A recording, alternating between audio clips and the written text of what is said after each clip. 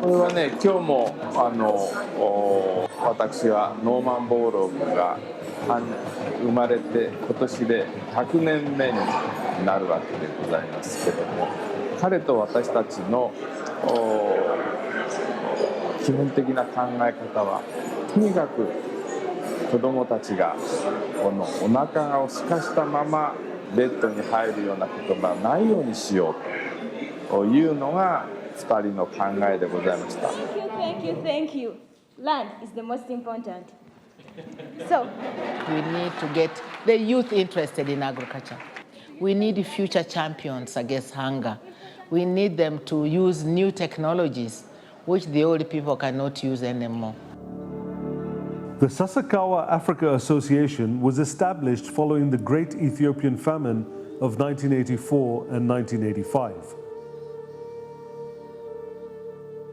Food aid, as provided by the Nippon Foundation, was important during the crisis, but not the answer. The work of Norman Borlaug, who won the Nobel Prize in 1970, had already inspired the Green Revolution in Mexico, India, and Pakistan. Why could this not be done in Africa? If I have the possibilities of, even in a modest way, with the help of my many scientific colleagues, of doing something about improving the lot of these many young children for their generation. The Japanese philanthropist Roichi Sasakawa, supported by his son Yohei Sasakawa, was instrumental in bringing together Norman Borlaug and former US President Jimmy Carter to create the Sasakawa Africa Association in 1986. It was agreed that the technology did exist in Africa to help Africa's smallholder farmers to help themselves.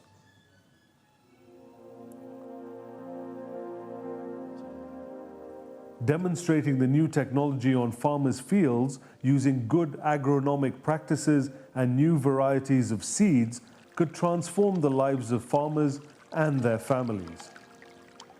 And so it proved. Those people from Sasakawa trained themselves how to keep maize for a long time. So they tried that technology, giving me that hamatikta in 2012 in August. So I put there my maize, 2 bags.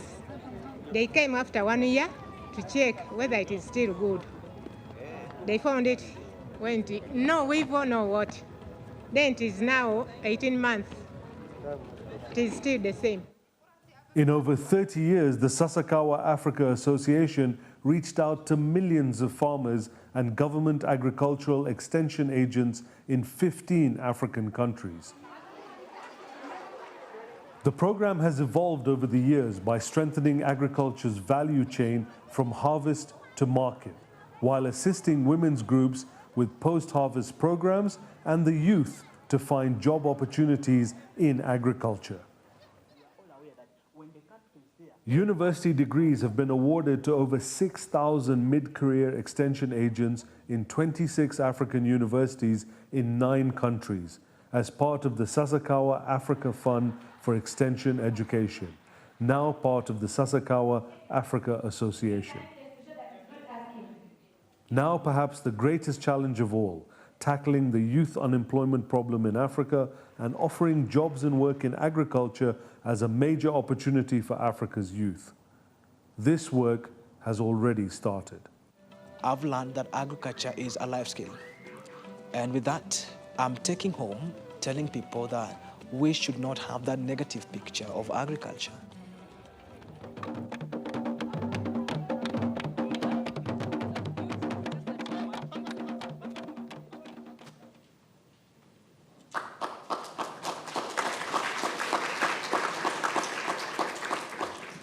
Your Excellencies, Honourable Ministers, ladies and gentlemen, as we sit in this magnificent conference centre and enjoy TICAD, I just want to take your thoughts to southern Japan, where there has been very serious flooding and a lot of displacement of people. So I just want you to think about that as we sit in relative comfort. Thank you for that thought. This is a very exciting event. We have some very important and very distinguished speakers, and we have a very tight itinerary. So my responsibility is to keep Japan time and make sure that everybody finishes their speeches on time.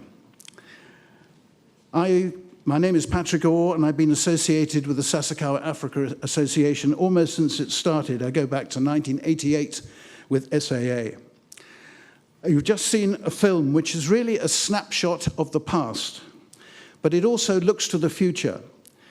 And part of that future is one of the biggest challenges facing Africa, the challenge of youth unemployment.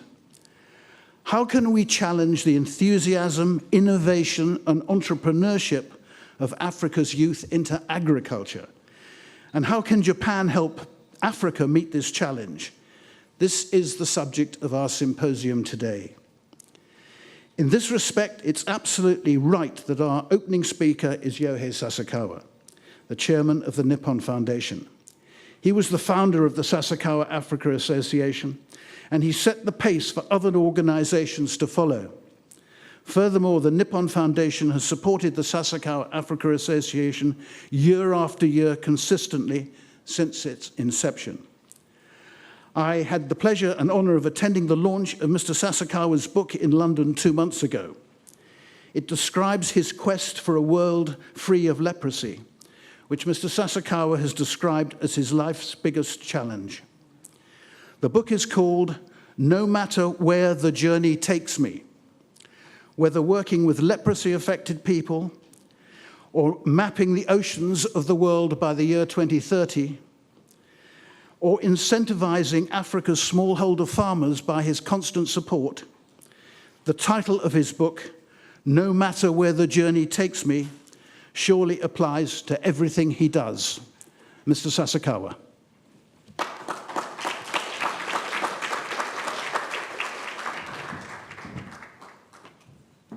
Thank you.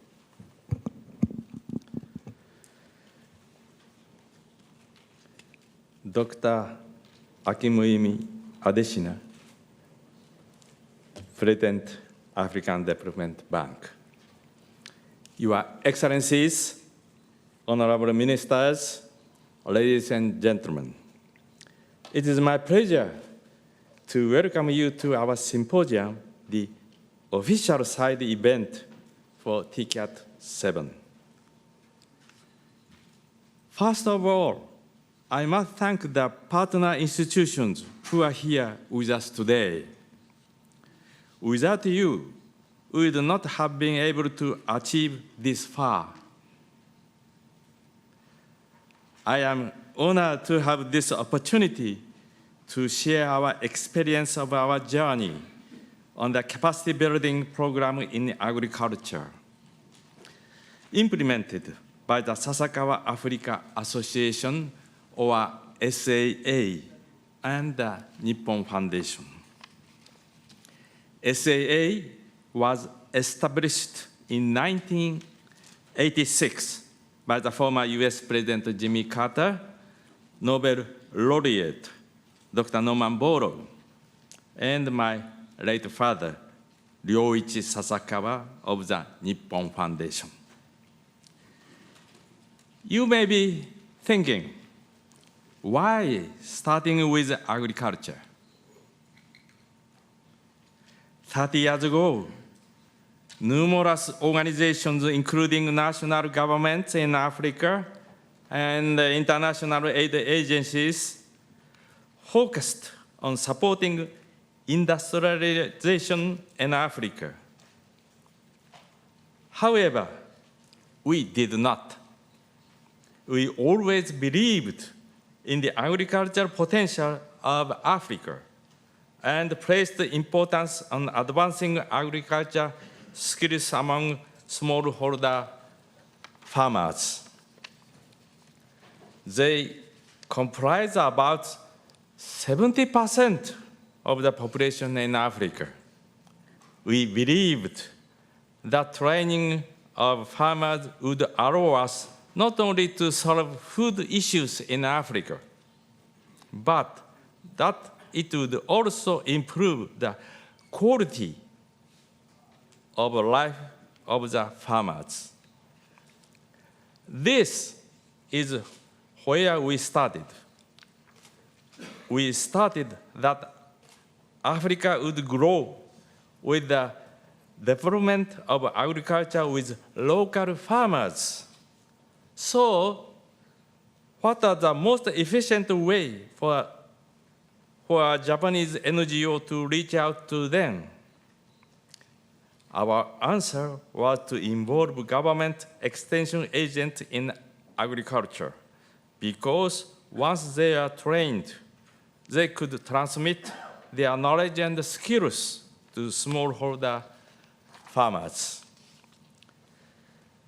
Through this model, over the period of 3 decades, we demonstrated the use of appropriate technique and good agronomic practices to millions of smallholder farmers in 16 countries in Africa. We also offered courses at the higher education level for more than 6,500 mid-career extension agents in 26 universities in Africa.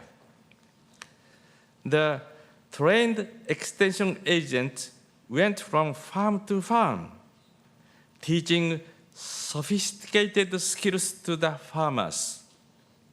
Together with them, we are able to improve the quality of life of millions of smallholder farmers. As time went out, agriculture in Africa changed. Nowadays, we are also paying more attention to income generation activities in addition to food production. In doing so, we focused on capacity building of extension agents to help shift the mindset of the smallholder farmers from producing for eating to producing for selling. I am hopeful that the younger generation in Africa will take agriculture onto a new era. In our program, groups of young people got together to offer their services to local farmers using post-harvest machinery such as thresher and rice miller. In addition, social media in connecting different groups farmers, allowing them to share knowledge and best practices. Agriculture must be seen as an attractive career option with full of business opportunities. More chances should be given as an encouragement for the development in Africa. In closing, I am pleased to announce that JICA and SAA have just concluded a partnership agreement for agriculture extension this morning. Now, we are encouraged to take even further action to live up to this agreement with such a prestigious organizations. I would also like to give my deepest gratitude to all the members of African Development Bank who have made this symposium possible. For the development of Africa, we need your continuous support. I am hopeful that agriculture will take Africa into a bright future, full of hopes and dreams. Thank you very much. Thank you.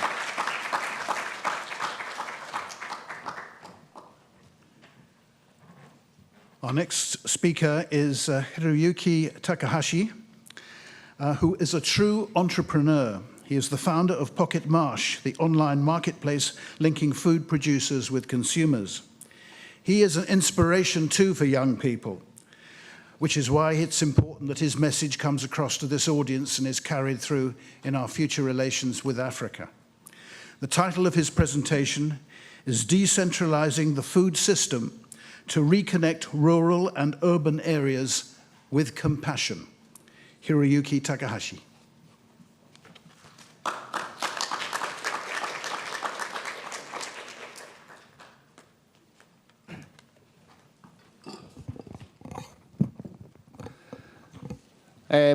ポケットマルシェの高橋博之でございます。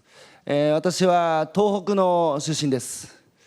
今も東北に家族がいますが、8年前に東日本大震災がありました。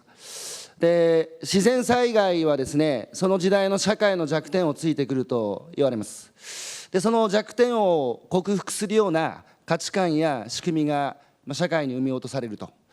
では、疲れた弱点は何だったのかと。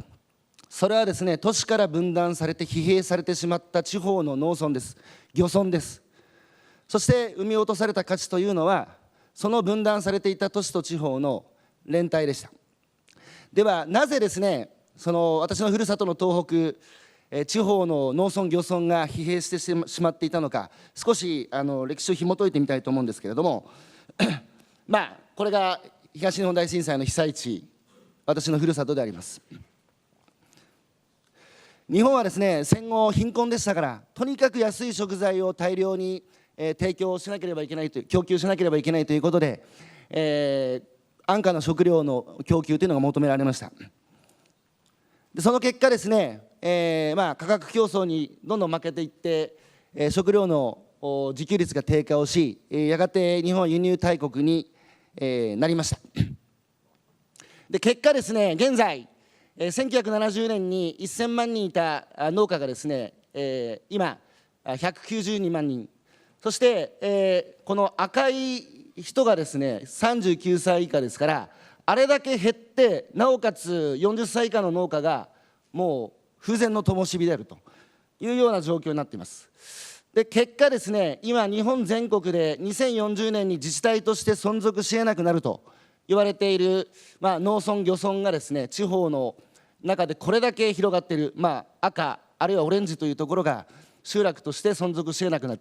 私のふるさとは右上の岩手県ですけれども、もうほとんど、塗られてしまっているというような状況であります。ではですね、一方でこの地方から消えていって都市に集まった人口、都市はどういうことになっているのかというふうに都市にフォーカスしてみますとですね、実は都市も行き詰まっていると。で、左側は10歳から14歳の、子どもの自殺率です。これだけですね、今日本で、子どもたちが年々自殺が増えていると。で、右側は精神疾患が増えているという図ですけれども、その地方からですね、多様な自然を規格と安定供給という画一的な基準で、判断していった結果、日本の一次産業、一次産品っていうのがですね、なかなか都市に価値が伝わらなくなっていった一方で、都市もですね、人間の多様な価値を生産性という単一な画一的な価値基準の中に絞っていった結果ですね、多くの人がこの際限のない拡張的な合理性の中で人間性を摩耗させていると。で、これ分かりやすいシンボリックな絵なんですけれども、これは工業的な食事と、車のガソリン給油のようなですね、食事をし、人間性を摩耗している都市住民が非常に今多いです。で、一方でですね、この大規模流通の仕組みっていうのはですね、いろんな弊害を生んでいると。例えばフードマイレージ、当然輸入が多いですから、たくさんの食べ物を外から運んできていると。で、一方で年間ですね、日本は643万トンもの食品廃棄ロスがあると。で、これがですね、当然今問題になっている気候崩壊の一因になってしまっている面が否めません。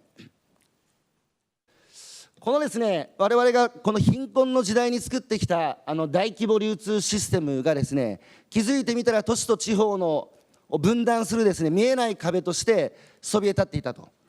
これがですね、崩れたんです。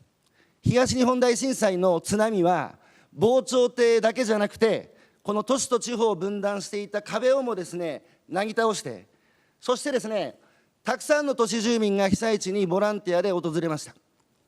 で、生まれて初めて農家になった、生まれて初めて漁師になったと彼らは口々に言っていました。で、生産者も生まれて初めて都会の消費者になったと、いわば未知との遭遇をしたわけです。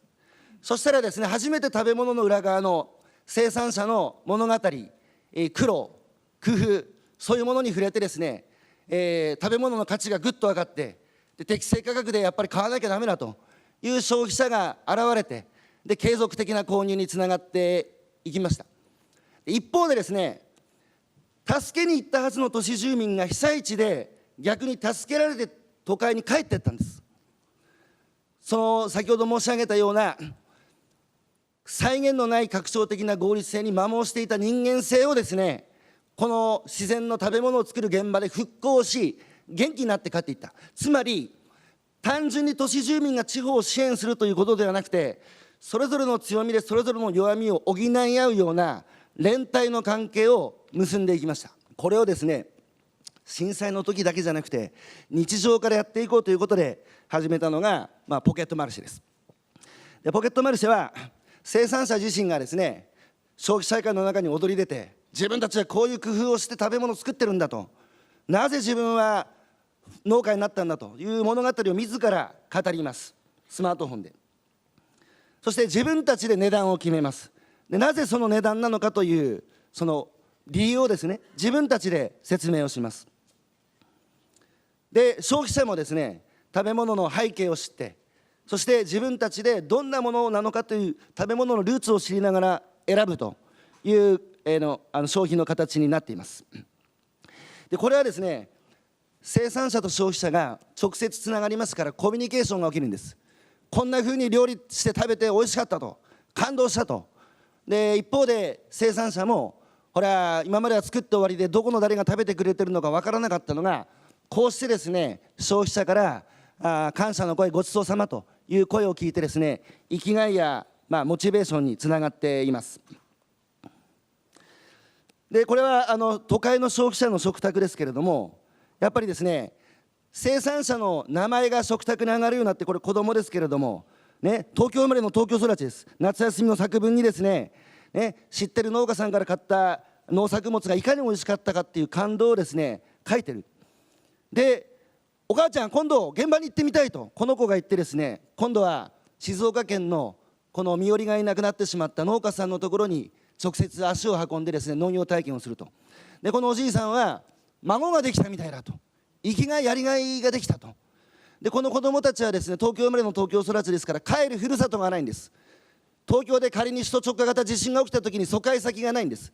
これがですね、ふるさとができたと言って、今もこういう関係性を育んでいます。一方で生産者はやっぱりですね、自分たちが苦労して丹精を込めて作った農作物がこれだけ消費者からですね、感動してもらって、大切に食べてもらってですね、誇りとやりがいっていうのをやっぱ取り戻していきました。さらには規格と安定供給っていうのは求められませんから、例えば半分きゅうりが曲がっていてもですね、曲がっている方が私は好きよというお客さん世の中にはいるもんですから、そういうものも減っていく。それから地域にどういう消費者がいるか分かるので、その消費者から買えるという意味でフードマイルも、減っていきます。で図にするとですね、左側がこれまでの大規模流通システムで1箇所に生産物を集め、消費者もそこに買いに行くと。あれが分断でですね、生産者の顔が、見えなくなってしまっていた理由になります。で我々が作ろうとしているのはこの右側の、ポケットマルシェっていうのは、生産者と消費者を直接ダイレクトにことこを、結んでいく、つないでいく。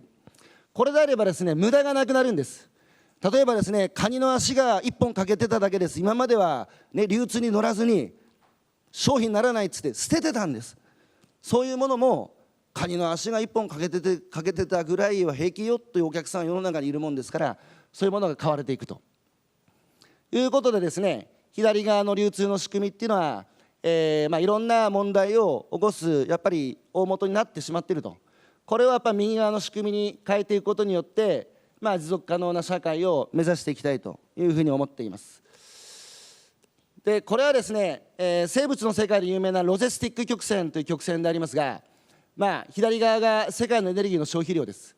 で右側がですね、どの生物種も環境に適応して、個体種をガッと増やしていく2のステージの後にですね、環境の容量というのがありますから、でそこを超えて増加してしまった生物種というのは絶滅しています。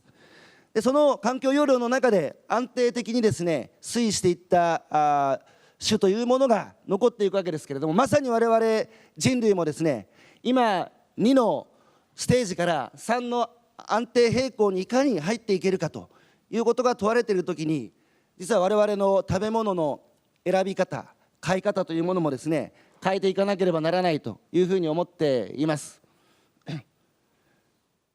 土地利用、世界の土地利用を決めるのはですね、実は我々消費者がどういう食べ物を買うかということで、世界の土地利用に大きな影響を与えることができますが、これまでは食べ物の裏側が見えませんでしたから、ちゃんとできるだけ近くのものを、旬の食材を無駄にしないように食べるという選択肢がなかったんです。それを作っていくことによってこうした大きな問題にもですね貢献していけるんじゃないかと。でそれからですね、これまで右肩上がりの時代に我々日本人が求められていた生き方というのは、未来の目的のために今この瞬間の生を手段にするという生き方によって、生きるリアリティの根拠をですね未来に先送りし続けてきました。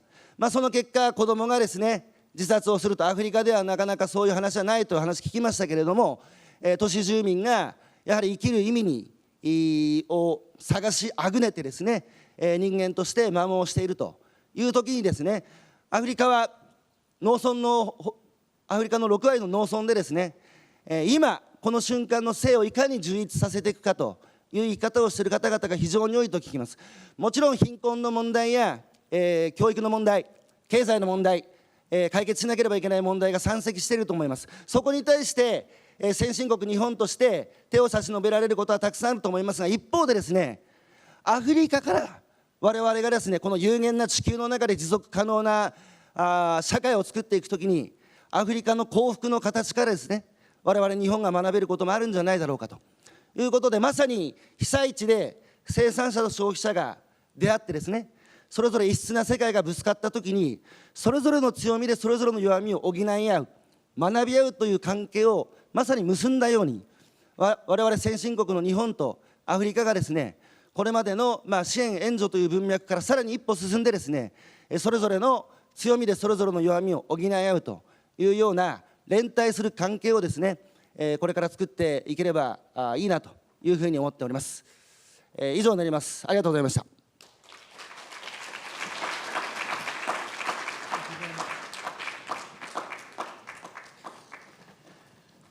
Thank you very much, Mr. Takahashi.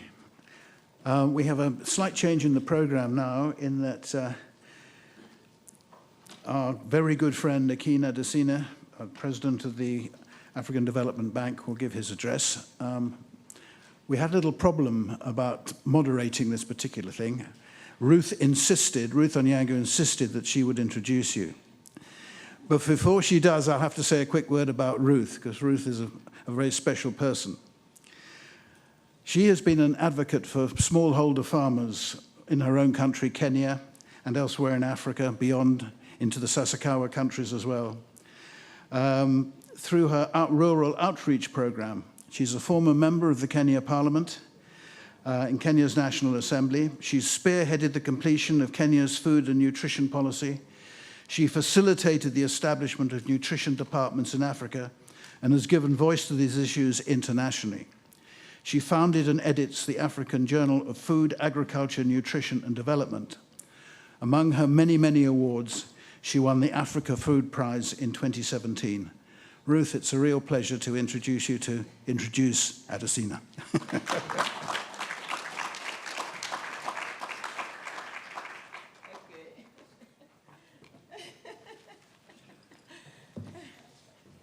Thank you, Patrick. That introduction was not about me. It's about Akin. I call him Akin. He's my little brother. So I insisted on introducing him. But before I do that, we really do not say thank you enough to Mr. Yohei Sasakawa. Can we clap again for Mr. Yohei Sasakawa?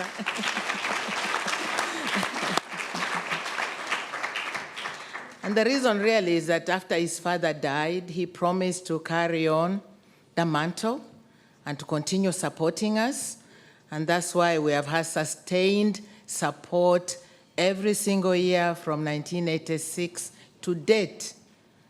That is unprecedented. It is a special relationship, and we shall be forever grateful.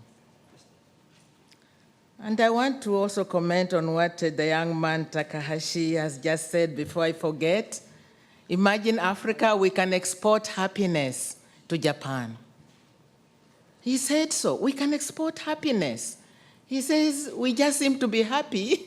And as I work in Africa, I find that our farmers will even give you food when they don't know what they are going to eat in the evening. You know, we share.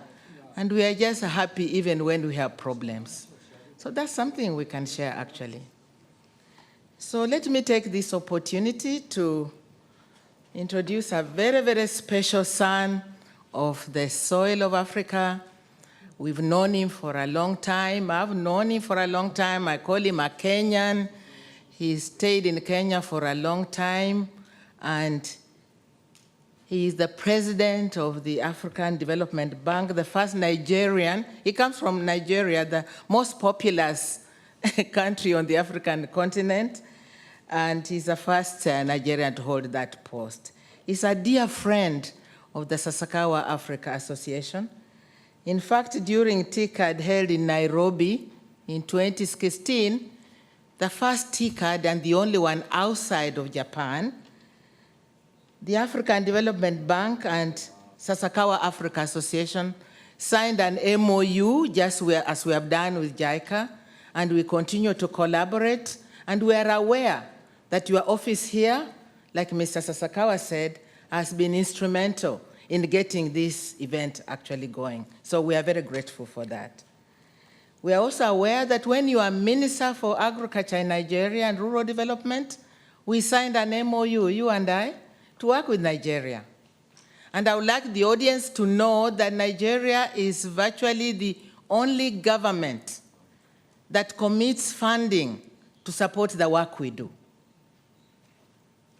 That is unique. Yeah. And we would like going forward for African governments to show their gratitude and to also prove that they have grown by also contributing to the work that we do. So it can't just be one-sided. And thank you to Nigeria for showing us that way forward. You were mentored by Dr. Norman Borlaug. We are aware of that.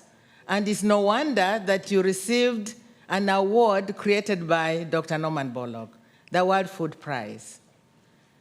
World Food Prize, Dr. King received $250,000, and all of it he has committed to a youth program.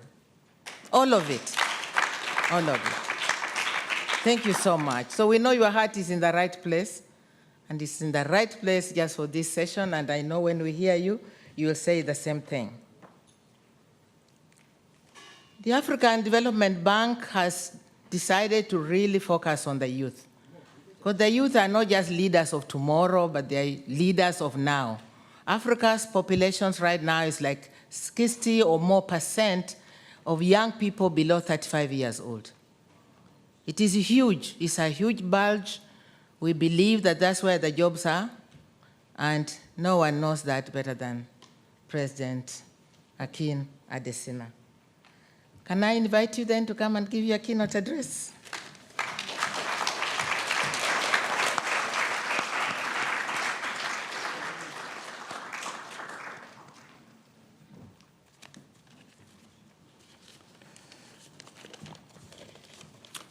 Thank you very much, my big sister, Dr. Ruth Onyango. And thanks also very much for Patrick. Oh, it's great to see you. Your Excellencies, especially Mr. Yuhi Sasakawa, the chair of the Nippon Foundation, thank you for the incredible work that you do and the leadership that you bring to the work on improving humanity. Let me also say I see some of my old friends here. In particular, I want to especially recognize Dr. Amit Roy. We worked together on the Africa Fertilizer Summit. It's good to see you once again. Distinguished ladies and gentlemen,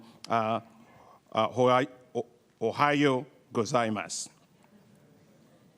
Thank you very much for inviting me to this session.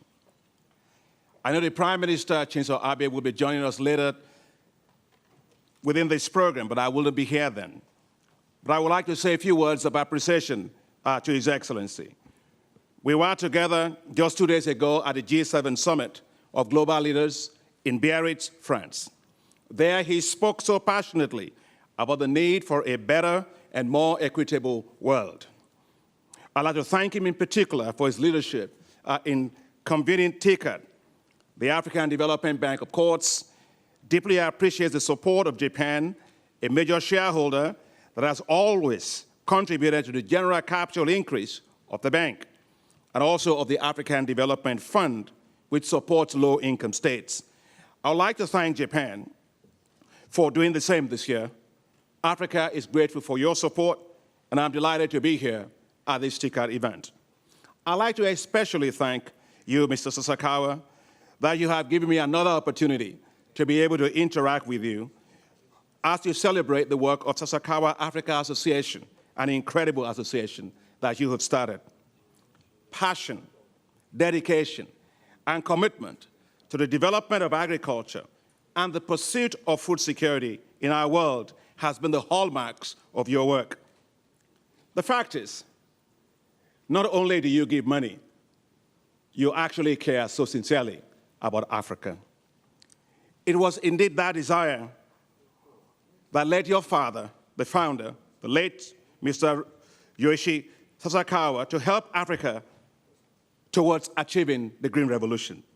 Yes, high-yielding wheat and rice varieties had changed the face of hunger in Asia with the Green Revolution. 1 billion people were fed. Dr. Norman Borlaug had already won the Nobel Peace Prize for his work, resting at home in his 80s, and finally able to spend time in his 70s, finally able to spend time with his wife and their family. As far as Dr. Norman Borlaug was concerned, his work was done. Well, so he thought. Somewhere in Asia, a Japanese philanthropist, Mr. Sasakawa, was getting restless every single night, worrying about rising hunger and malnutrition in Africa. He called up Dr. Norman Borlaug and said he'd like him to come out of retirement to help Africa to feed itself. Stunned, Dr. Norman Borlaug said, I am 70 years old, and I am retired. The soft but very steely voice on the other end of the telephone will not relent. He says, Mr. Borlaug, the man talking to you on this side of the phone, I'm 85 years old, young man. Get up and come and help Africa to get a green revolution. That was the history that started all of the work of Sasakawa Association. With this as context, you can now understand what I mean when I talk about the power of passion, dedication, and commitment. Your history is a compass for all that you continue to do today, several decades afterwards. And Mr. Yuhi Sasakawa, as chair of the Nippon Foundation, you continue the exemplary work and leadership of your father who passed on the torch to you. Let's give him applause for all of what he's doing. Now, if an 85-year-old man and a 70-year-old man at the time could be so tireless in tackling hunger, I look around here, I don't see 80-year-old people. I see a lot of young people. You ought to sign up to be global hunger fighters. And the reason for doing that is very compelling. The share of the global population living in extreme poverty has declined dramatically since 1990s, driven largely by the successes in Asia, especially in China. In spite of these gains, however, we've made in agriculture, we are not and I emphasize, we are now winning the global war against hunger. According to FAO's 2019 State of Food and Security, the number of hungry people globally stands at a disconcerting 821 million people. Africa alone accounts for 31% of the global number of hungry people. That's an incredible 251 million people. We all must rise collectively and end global hunger. And to do that, we must end hunger in Africa. Yes, we must. Hunger diminishes our humanity. This is a commitment we share at the African Development Bank. Africa must feed itself. And it must do more than that. Africa must turn itself into a global powerhouse in food and agriculture. We are working so actively with you and many partners to turn agriculture on the continent into a business, one that creates wealth, jobs, and delivers improved quality of life to millions of farmers. A business that can transform the rural economies of Africa from being zones of economic misery to becoming zones of economic prosperity. While the bank's high fives, of course, are Light Up and Power Africa, Feed Africa, Integrate Africa, Industrialize Africa, and improve the quality of life of the people of Africa, the remarks that I will make today will focus on that part of feeding Africa. It is an imperative of now. That's why the African Development Bank is investing $25 billion to help make agriculture and agribusiness Africa's biggest industry for wealth creation, as Mr. Sasakawa said. And for good reason.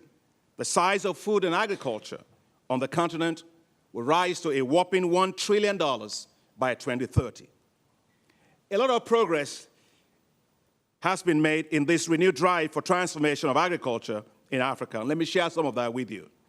The African Development Bank launched what we call the Technologies for African Agricultural Transformation to help ramp up technologies to millions of farmers, building on the incredible work that you had there that Sasakawa has been doing, association has been doing for more than 3 decades on the continent. TAT, as we call it, now connects the global agricultural research centers, national agricultural research centers, the private sector, and agricultural value chains in Africa in an unprecedented effort to connect the supply sides and the demand side of technologies in a very seamless manner. For the first time, accountability was built into the approach with technology delivery compacts signed by all participating institutions and partners. TAT partners, which includes the World Bank, AGRA, IFAD, the Bill and Melinda Gates Foundation, have mobilized a total of $1 billion. The results, ladies and gentlemen, are impressive. Last year alone, TAT Maize Compact helped to deliver water-efficient maize varieties all across Southern Africa region that was experiencing severe drought. Working with 30 private seed companies, TAT Maize Compact produced over 27,000 tons of seed or water-efficient maize that was planted on 1.6 million, by 1.6 million farmers in just 1 year. I would like the former Director General of CIMMET, who led the work on developing that work, to please stand, and is right here. Please give it up to him. Mr. Massa, thank you. We used that work to carry it to the scale that we're talking about today. To tackle another menace that poses real risk to food security, the fall armyworm, which could potentially wipe out all of the work that we all have been doing on farms, TAT deploys seeds of maize treated with insecticides that averted the disaster planted by 1.5 million farmers, an impressive achievement. The TAT Wheat Compact helped Sudan to produce over 26,000 metric tons of wheat, enough to meet 80% of Sudan's national wheat production. TAT has become a game changer. In the past, we would test technologies for 4 years or so in one location, repeatedly from one country to the other, before we could release those varieties. TAT changed all of that with what we call technologies without borders. After all, insects, as far as I know, They don't go into any embassy to ask for visas to cross borders. The old model of testing technologies by countries should be replaced with testing along agroecological zones. Once it works in one part of agroecological zone, it should be deployed across the agroecological zones without borders. Ladies and gentlemen, the greatest challenge facing agriculture today is climate change. While agriculture itself contributes a lot to climate change through deforestation and land use changes, the gains we have made in agriculture is now boomeranging on agriculture. The proverbial chickens have come home to roost.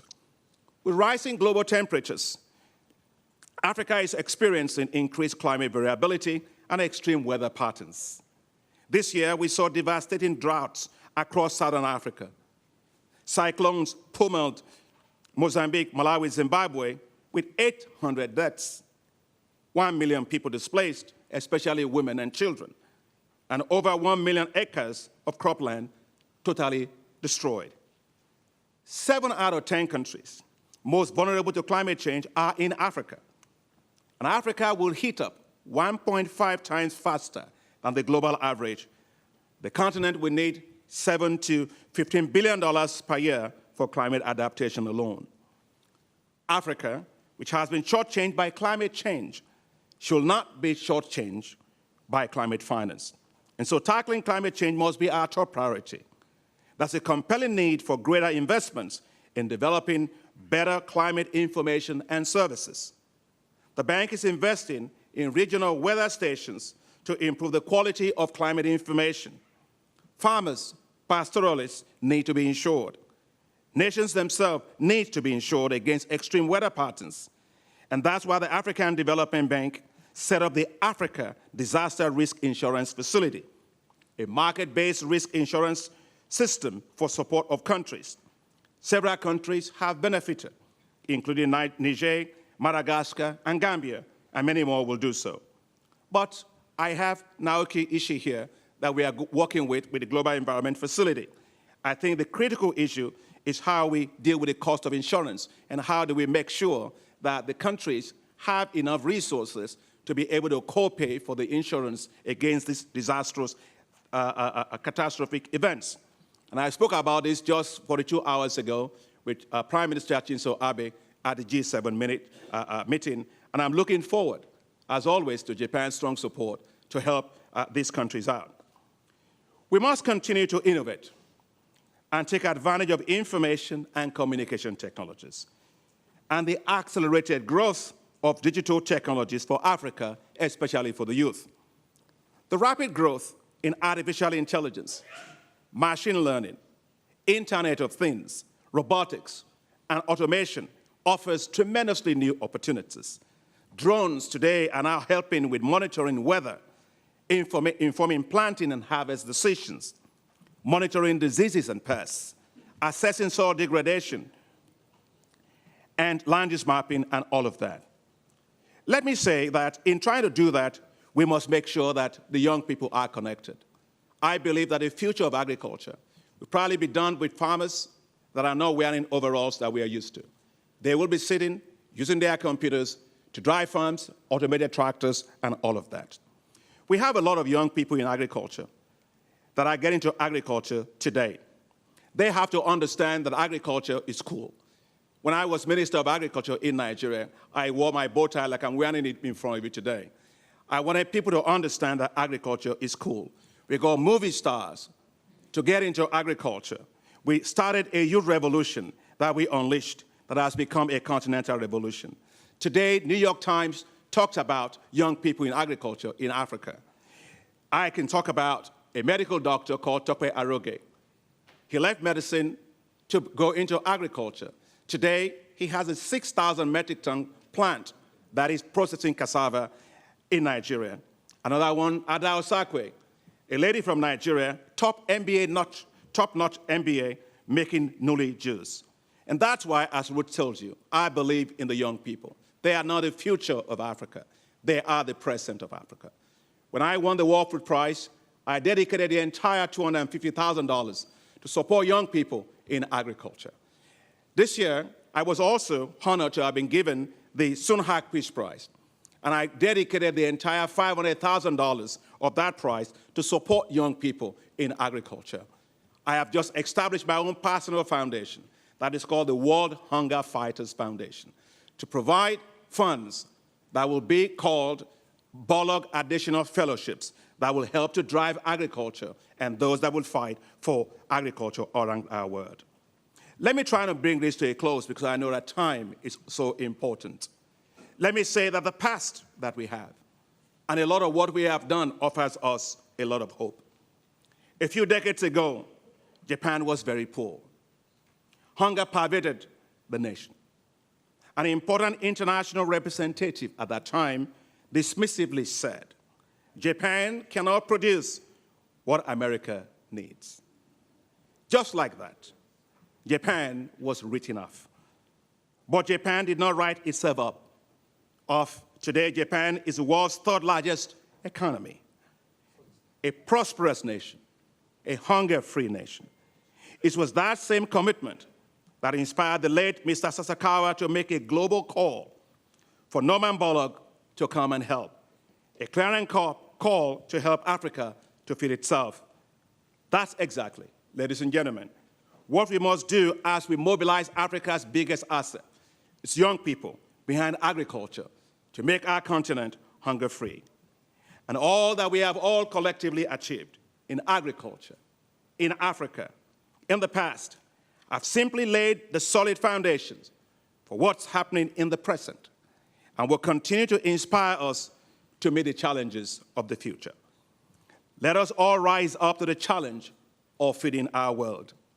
For a food-secure world enabled by young people will be a peaceful world.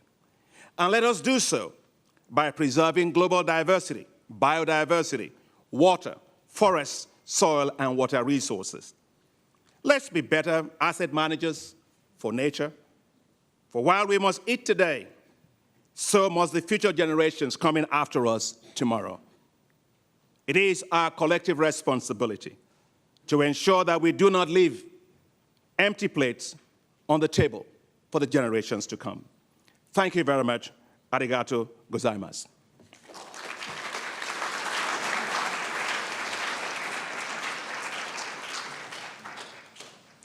So Ruth, will you please introduce Amit and this next session?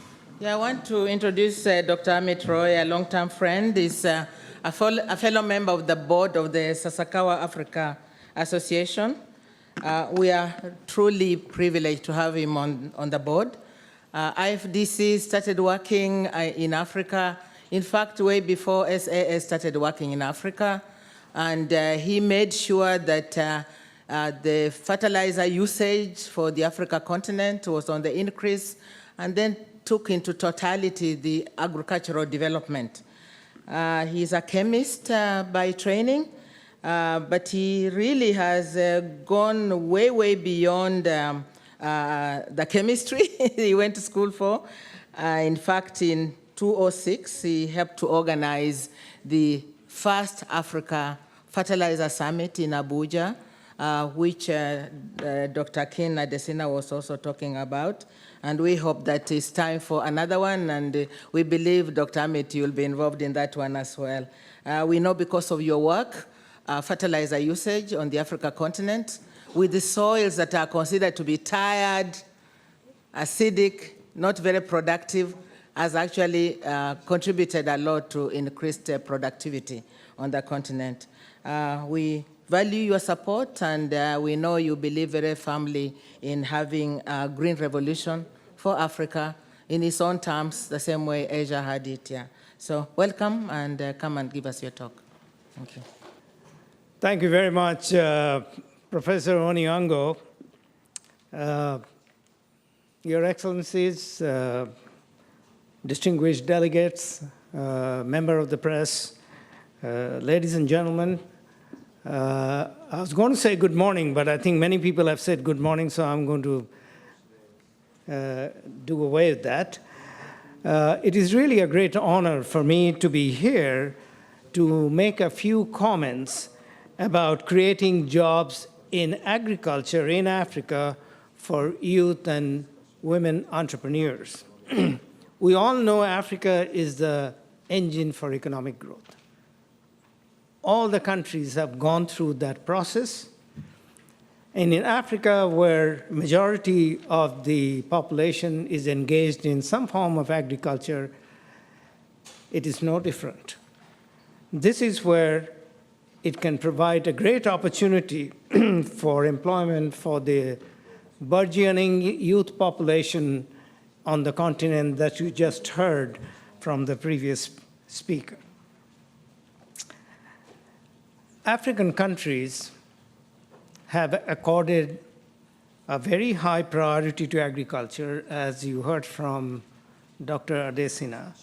African Development Bank is investing a significant amount of resources in terms of putting agriculture as one of the top priority, one of the 5 high fives of the African Development Bank. It is, and the progress is evident. There are many countries which have made great strides in terms of increasing their agriculture productivity. But today there is a new challenge. There's a challenge of continuing to produce more food in the face of the climate change, in the face of water stress, in the face of declining soil fertility. These are challenges of today. And this is where we need to address some of this issue with the new knowledge, with the new technologies that are coming forward with us in terms of innovations, in terms of the artificial intelligence, in terms of the instantaneous transfer of knowledge, and also financial transactions. The uncertain climate change or the climate event is beginning to halt the upward trajectory of food production. Just 3 weeks ago, there was a conference of many of the leaders in Africa, which was held in Rwanda, where they discussed the issue of climate change and its effect on African food production. And they have come with a set of recommendations that each country has agreed to address to how to cope with the changing climate. And this is where one of the speakers in the panel is going to talk about in terms of adapting to the climate change with climate-smart agriculture. We have to go forward to intensify our agriculture in Africa. But we have to do that from the present land which has been cultivated without encroaching on the wildlife habitat, without destroying the biodiversity, and without contributing to the greenhouse gases that comes with cleaning new land in terms of the global climate change. In this regard, Japan has made tremendous stride in terms of not only adapting to the climate change, but also developing technology to mitigate the effect of agriculture in climate change. Africa is having to deal with the climate change of things that were created somewhere else outside of the continent. They are adapting to what has happened before, what is continuing to happen outside of the continent. But I believe that Africa has to have new technologies similar to what Japan has in terms of the mitigation, in terms of producing more food, intensifying agriculture in existing land, but not putting out as much emission to the environment. So I think it is both adaptation and mitigation that go hand in hand, and this is where Africa needs to go. We have heard about pocket marché, which was presented by Mr. Takahashi, which is really connecting the farmers with the consumers. And the transactions are seamless. So these are technology which you have here. And these types of technology can complement what is already there on the African continent and helping enthusiasm for the young generation, the youth of the continent. Sasakawa Africa Association has played a very catalytic role since the early 1980s after the Ethiopian famine in terms of getting the African countries to focus on agriculture. And today, agriculture has got a very high priority in every country. It has also helped in increasing the capacity of people engaged in agriculture. You heard from Mrs. Sasakawa, Sasakawa Africa Association. We have 6,500 graduates who have graduated on extension in different 26 universities in Africa. Now, going forward, Sasakawa Africa Association will continue to play that catalytic role with the new challenges that we are facing. It is the challenge of the climate change. It is the challenge of unemployment, burgeoning youth population on the continent. So in that regard, I'm very, very hopeful that we are going to move in that direction to address some of this issue. I really look forward, Ruth, I really look forward to the panel discussion, hearing from many of the experts from Africa as to what they are doing, some of the exciting things they're involved in, and of course the last one is to get the feedback from some of the youth who are participating in this conference. Thank you very much. Next session is a very exciting one. We have a panel of highly distinguished and knowledgeable youngish people. Their bios, you have them, and they'll present according to their bios, not necessarily how we have them on the program. They were carefully selected to make sure that the countries and areas where we work in Africa are actually well represented. We have a university, we have former permanent secretary institute, we have a great friend, we have ministry, and the way we have set it up is that they have no more than 5 minutes to make their presentation, key points, and then we shall engage based on time. And then we have 3 young people who will actually respond in terms of if they have something new, something that hasn't been said, or they want to support an idea, or they differ on something that may have been said. Now, the focus for this conference, as you've seen, is really on the youth and on the future. So much as we talk on building on the past, very little time to be spent on the past and more really to the future. Very much being positive. At my age, you can imagine, I'm now tired of just hearing of negative Africa, because I believe, like someone just told me, someone sitting in the audience, that the future is in Africa. And we believe we shall reach a situation where Africa is playing its role equitably and equally with the rest of the world, and also making a contribution, including exporting happiness to those areas who need it. Yeah, thank you so much. So I'll start with Paul. We have 4 panelists. I just say quickly who they are without spending much time, because you can read. Professor Paul Kibwika is an associate professor, Makerere University. We have a big program there of SAFE training, and actually he facilitated after 6 years for us to get a posthumous honorary degree for the late Roichi Sasakawa. So we were very grateful to Paul, and Paul, we are truly grateful, and we are also grateful for what you continue to do. And then we have Ms. Shenenesh Egu from Ethiopia. She's a product of SAFE, but currently she's Director of Extension in Ethiopia.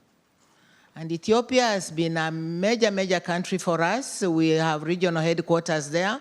And next to China, Ethiopia has the largest number of extension workers, I believe over 70,000 of them. And really, they have a lot to show the rest of African countries, because they have a working public extension service. And I believe when we started working there, their Prime Minister, late Mele, said, never again that hunger of 80 through 84, 85. And indeed, they haven't had it. In fact, they export grains now to neighboring countries. And then we have Dr. Abdoulaye Hamadou, and he's the director of the Institute of Rural Economy in Mali, but he's also a previous permanent secretary in the Ministry of Agriculture, and who have supported Sasakawa Africa Association for many, many years, more than 20 years, more than 25 years now, because we were there celebrating 20 years in Mali. And so he'll be speaking in French, but we have simultaneous translation. And then the last but not least panelist is my very good friend, Dr. Lindiwe Sibanda, with a CV which is like a book, Lindiwe, you know? Yeah. But anyway, Lindiwe, I love you, and we can read what you have here. I know you are just going to be fantastic, all of you, each one of you. So remember, you have just less than 5 minutes, yes? And then we shall come to the young people who are listening very carefully to what you say before they can respond. Yeah, so Paul, can we start with you, please? Thank you very much. And I'll take this privilege to be here to participate in this panel discussion. My name is Paul Kiwika, and I teach in Makerere University in the College of Agriculture and Environmental Sciences. And as a university, we've been really preparing the young people as professionals to work in the agricultural sector, in the government, non-government agencies, in the private sector, as professionals. And the importance of now engaging the young people and creating jobs for young people in agriculture cannot be overemphasized. I can just give you the bit of statistics. In Uganda, 77% of the population is below 30 years. And actually, it's growing at 3% per year. And the average age of the farmer is 55 years. And the life expectancy is 60 years for males and 65 for females. So you can see there is no way we can leave the young people out anymore. And so what I can say is that it's not only essential to involve them, it's inevitable, and we have to. And as a university, we've been preparing them to work more in the agricultural sector as professionals, and we will continue to do that. We've trained so many, and they are doing a good job. There's still a need for that. And we also realize that many of our graduates are also becoming unemployed. So we have to think about the future. And yesterday, the chair of the Nippon Foundation made a strong promise of making SCAA the future-oriented organization. And this resonates very well with Makerere motto, we build for the future. And the future starts today. And what we think now is important is not only to prepare professionals to work in the sector, but to prepare agri-entrepreneurs. We need to make our graduates more of agriculture entrepreneurs who work directly in the sector to transform this sector, as you heard, if we turn Africa into the food hub of the world. So what do we really learn from the Japanese experiences and expertise here? I think this is the area we need to focus on, how to incentivize our graduates into the agribusiness sector. And for this, partnership with the Japanese agencies will help in terms of technology transfer, to increase the labor efficiency, to mitigate the climate change, to add value and product development, and also support systems that can encourage the young people to be in agribusiness, but also business skills, and important self-governance. I think that's really critical. How young people can manage success is even more critical, because we've seen many who really show signs of success and all of a sudden they collapse. So using the Japanese philosophy of teach a man to fish, I think that's great in development cooperation. We need to teach Africans to fish, teach ourselves to fish so that we can have fish for the rest of our life.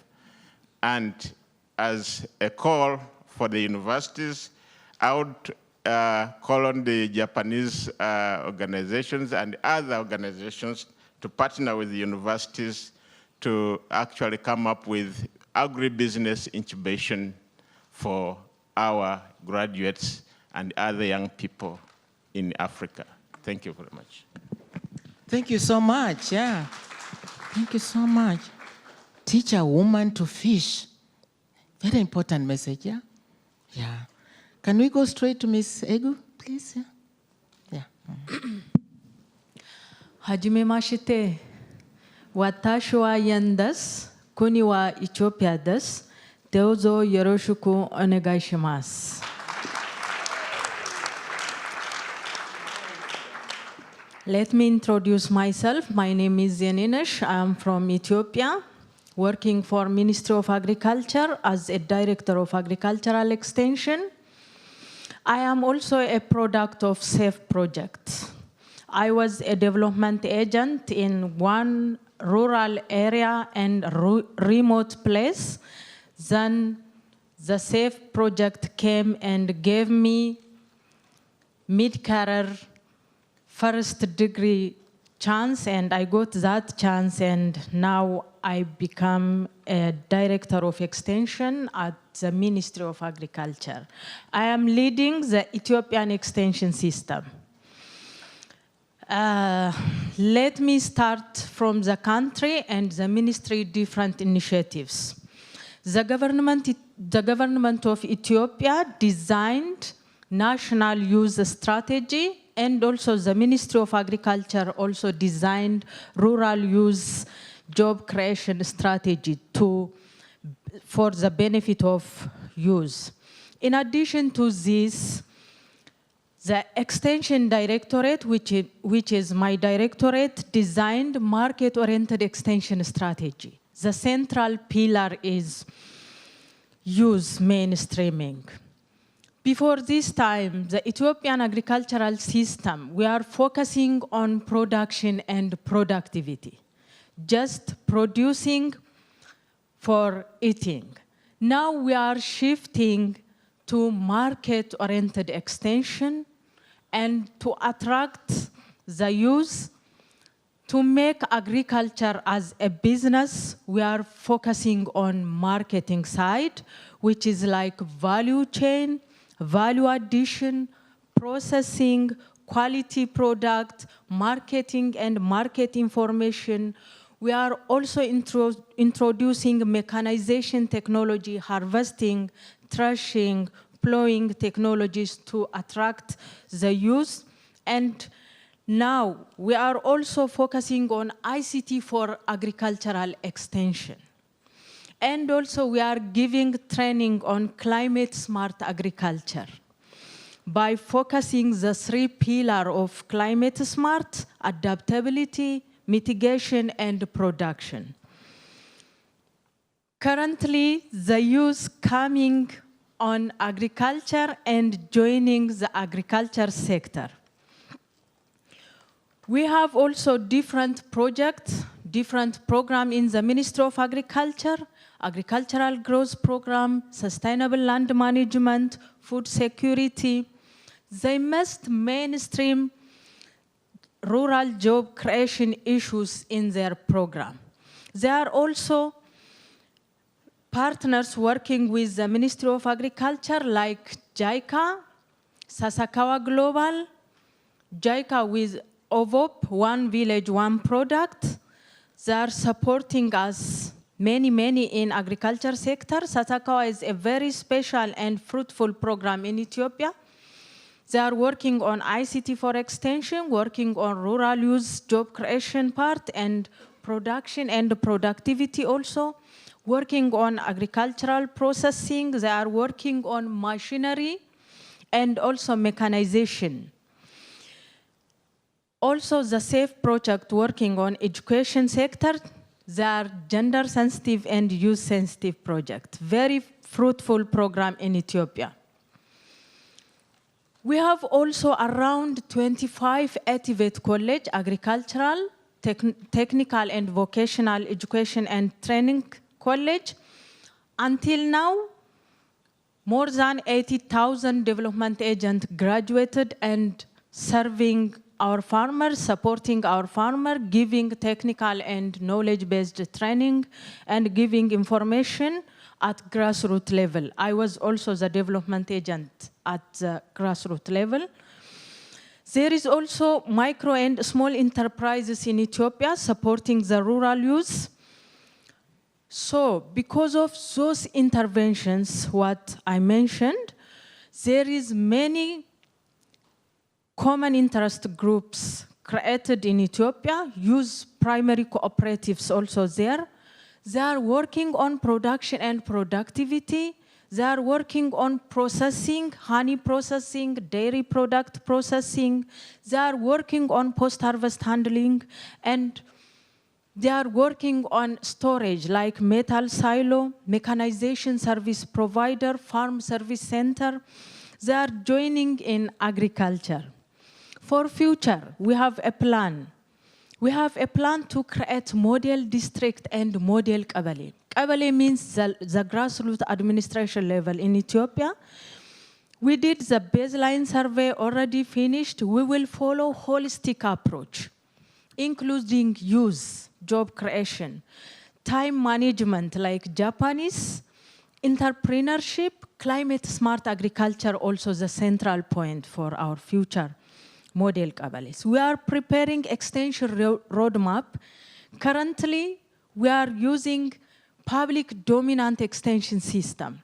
But for future, we need to think about cooperatives and also non-governmental organizations should be given extension, private sector, including youth.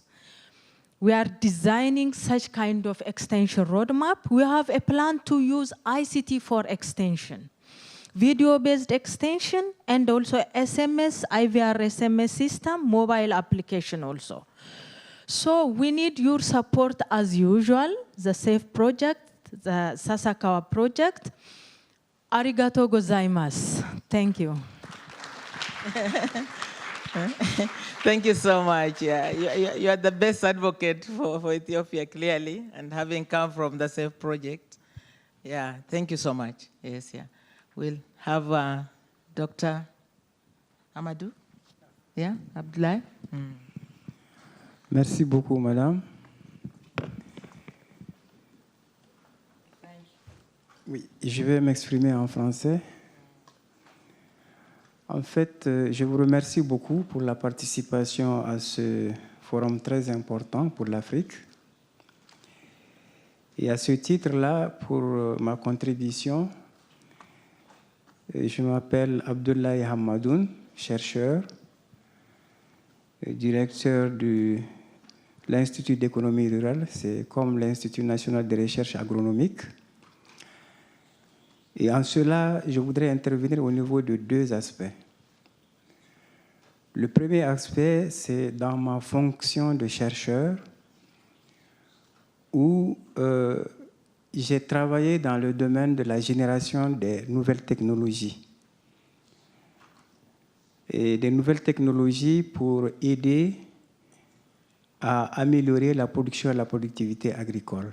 Et cela concerne beaucoup de technologies, autant les variétés, les techniques culturelles, que la protection phytosanitaire et même de l'environnement. Nous avons également travaillé dans le domaine de la formation des gens, sinon des vulgarisateurs chargés de la diffusion des technologies. Et justement, dans ce domaine-là, aussi bien que le premier domaine, nous avons beaucoup travaillé avec Sasakawa pour établir les démonstrations des nouvelles technologies avec les producteurs, également tirer les enseignements des résultats qui sont produits là et confirmer les résultats et aussi aider les producteurs à mieux comprendre la technologie et son utilisation. Et cela, je vous assure, nous a permis à mon pays de contribuer à l'amélioration de la production et de la productivité agricole. Et ce n'est pas un secret. Nous avons atteint les dernières campagnes plus de 10 millions de tonnes de céréales et plus de 600 millions de tonnes de coton, et tout ça pour permettre de gérer l'aspect sécurité alimentaire et nutritionnelle, mais également de contribuer à améliorer les revenus des populations. Et là, je remercie très sincèrement Sasakawa qui nous a toujours aidés dans ce processus-là. Et il faut le dire, ces processus, je l'ai dit, je l'ai évoqué, ce n'était pas seulement les résultats de la recherche nationale que je représente ici. C'est grâce à la collaboration aussi avec les institutions internationales comme Africa Rice, comme World Vegetable Center, dont je salue le directeur général qui est là, qui est un ancien ami. Donc c'est pour dire, en tout cas, dans ma fonction chercheur, nous avons vraiment mieux contribué à la réussite de nos objectifs. Toujours dans ce domaine-là, nous avons également intervenu pour accompagner les jeunes, pour leur insertion dans les programmes de production et de productivité agricole, et surtout dans le cadre de l'entrepreneuriat agricole. Notre souci, c'était de créer un environnement propice à l'émergence des jeunes. Et pour cela, nous avons procédé à l'incubation des jeunes. Et dans ce cadre, nous avons travaillé non seulement sur la sensibilisation et la formation à l'entrepreneuriat, mais également à la création des opportunités au niveau du milieu agricole. Nous avons aussi formé les producteurs, disons les jeunes, dans le cadre des techniques de production et de transformation agricole. Et aussi, dans notre intervention, nous nous sommes aussi attardés sur l'accompagnement des jeunes dans l'élaboration des plans d'affaires. Parce qu'en fait, l'élaboration de ces plans d'affaires est très importante parce qu'elle peut intégrer tous les aspects de la chaîne de valeur. Autant l'aspect production que l'aspect transformation, commercialisation et même les aspects de services rendus au niveau des producteurs. Et en cela, nous avons eu à travailler aussi en collaboration avec des partenaires comme la Banque africaine de développement pour l'incubation de ces jeunes, mais également avec le Royaume du Danemark.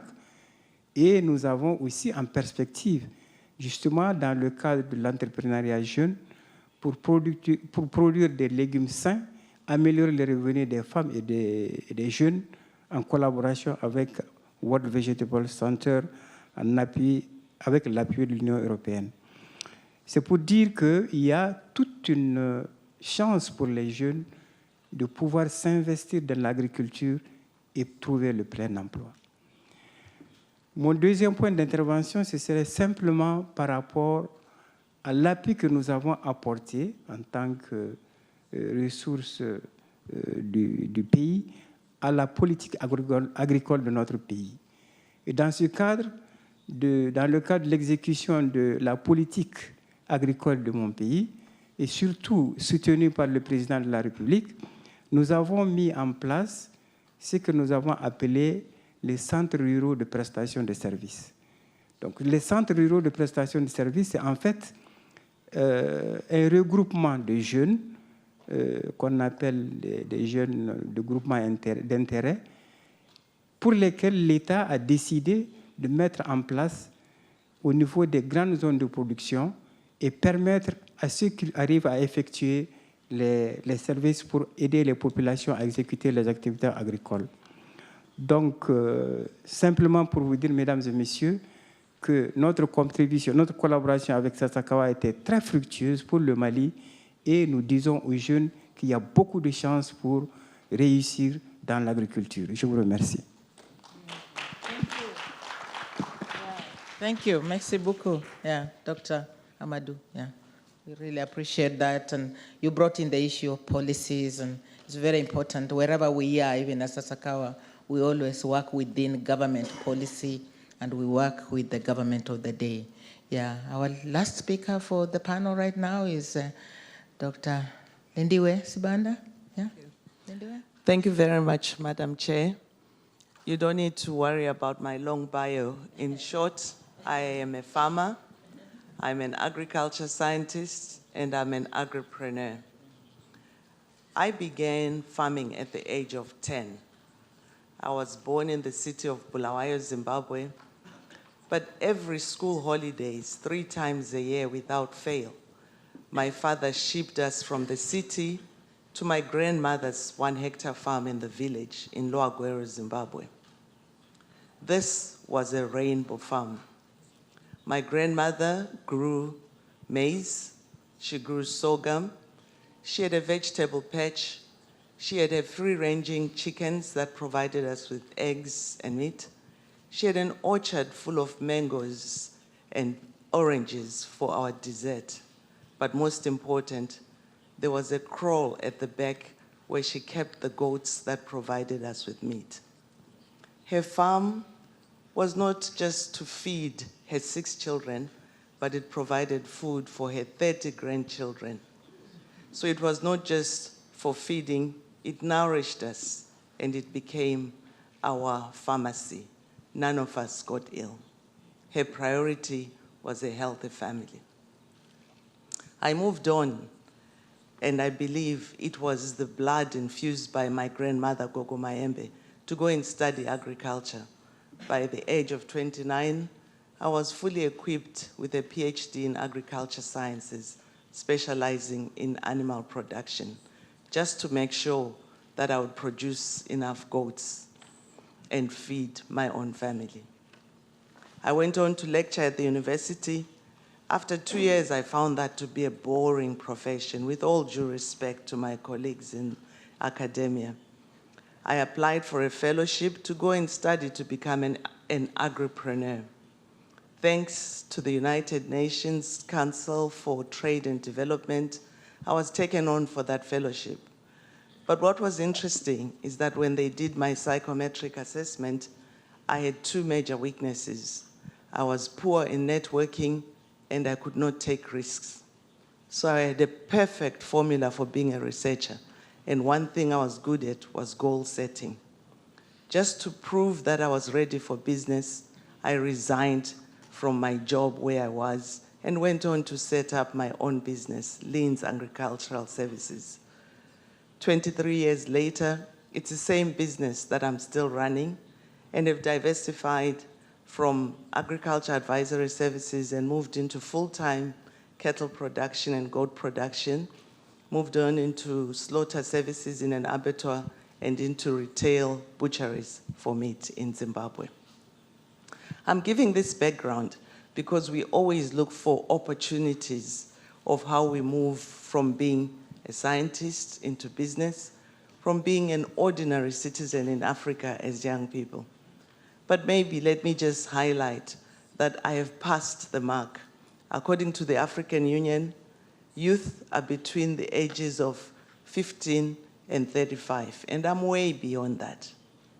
Let me take you to some exciting youth enterprises that I've come across as I travel and work in Africa. In Tanzania, I've come across a very exciting program that is run by Rayson Eliahu, a 35-year-old farmer and father. He was producing cabbages, but was struggling in his business. But thanks to the World Vegetable Center that ran a business hub enterprise in Arumeru, he registered for this and was trained and equipped with vegetable production skills. He then formed his own Pavega Youth Group, and as we speak, they were able to partner with Serengeti Fresh, a producer, processor, and exporter of fresh vegetables. Based on this partnership, they've moved their profits from a mere $88 to an astounding $1,287 US per month. Thanks to the skills that they got from the World Vegetable Center, and we have with us the Director General of that center, Dr. Marco Weperes. Thank you for the work you're doing for Africa. From my observations, it's clear that we need knowledge, we need technology, we need organized business, And we need advisory services. And it's exciting that Sasakawa Africa is equipping our youth with exactly those skills. Now, how do we make it better for the future? I'm excited to say, as I'm working in different countries, I've come across the Japanese way of doing business in Africa with the youth. There are three key things that I've observed. First is enhanced productivity. Second is connectivity to markets, to people, to services and ideas. But third and most important is agency, where you are allowing people to own their destiny and to be able to make decisions. During my travels in Malawi, in Chisenga village, located in Chitipa district in northern Malawi, I came across some JICA volunteers. One thing I believe should always be said about the way Japan works with Africa, particularly in agriculture, is the humility. I was able to see Japanese volunteers who spoke the local Chichewa language, who lived in the village, same housing, but most important, ate the same food. After all, agriculture is a culture, and there is no better way of making a strong partnership and bond than through the culture. Thank you to Japan for that approach, which is unique. Now, what is it that we need? Africa is talking about modernizing its agriculture. ICTs are the major way for modernizing our agriculture. The move to modernize our agriculture will require the youth because they are best placed to embrace this. And Japan is well placed because of its comparative advantage in ICTs. Japan can drive the disruptive technologies like drought-resilient seeds, digital tools, artificial intelligence, and play a powerful draw card for our youth. After all, you did it with Toyota, you did it with Nissan. I myself drive a Toyota. So you can do it for our youth because you have led the way. We need partnerships between private sector, the international community, and our governments.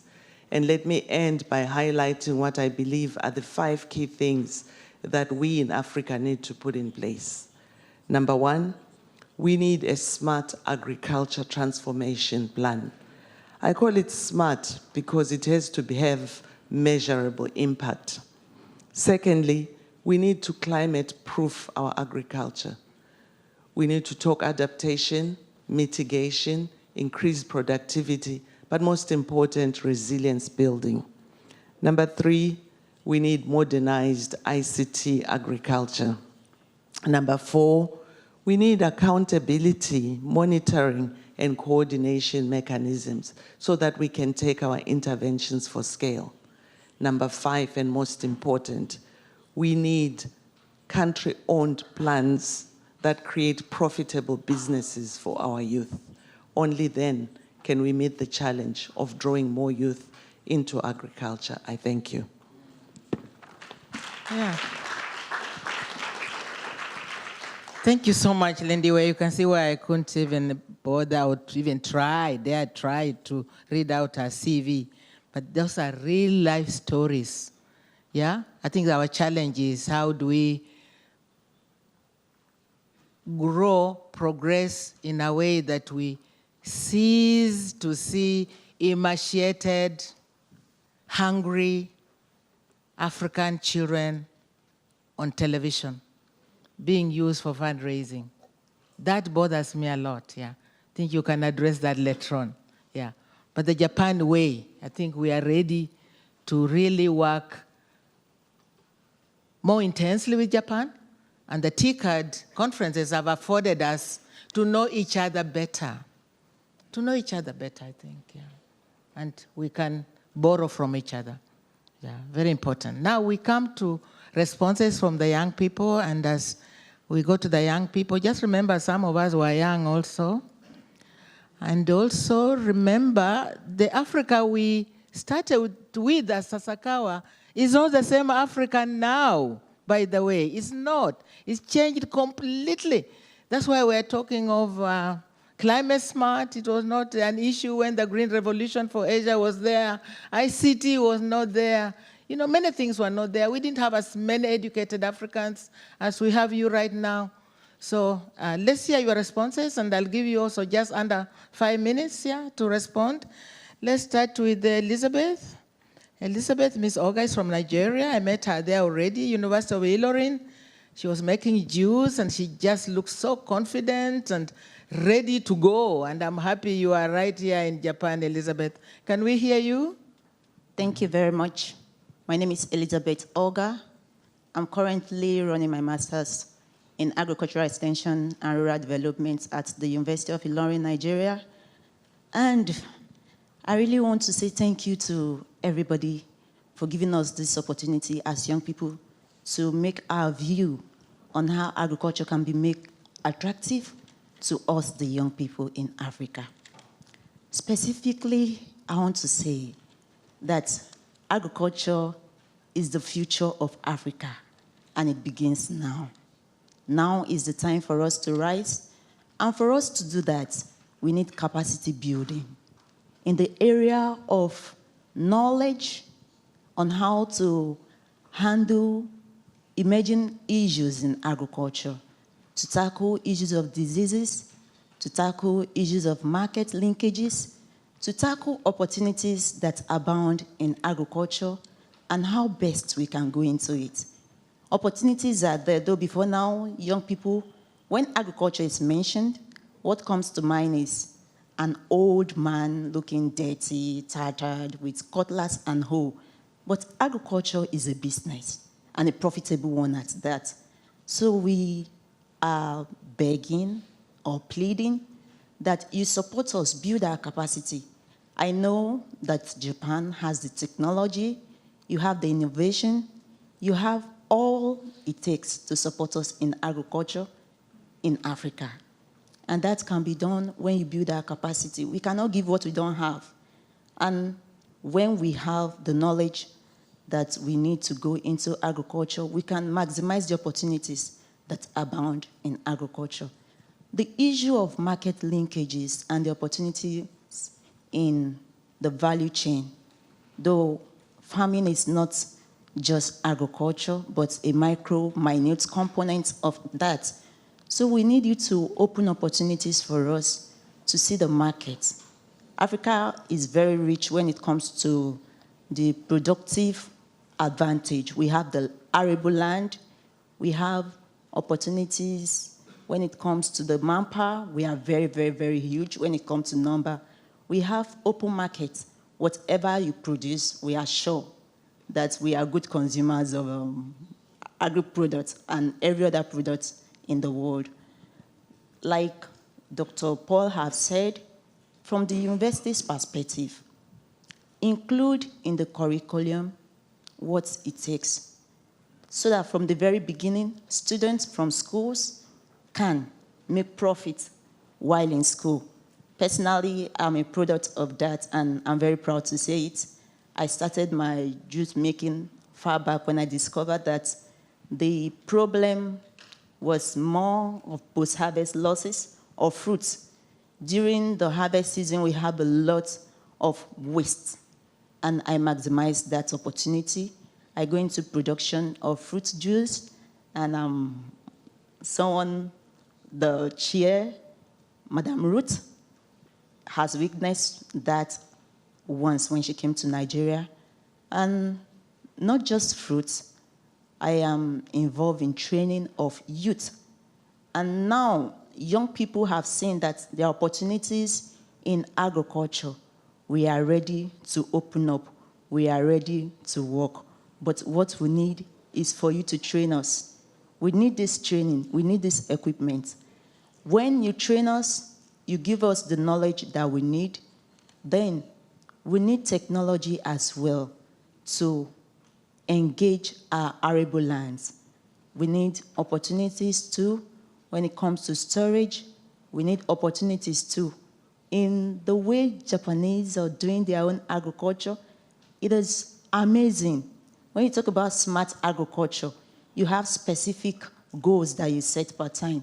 We too can improve on our production, as well as maximize the available markets.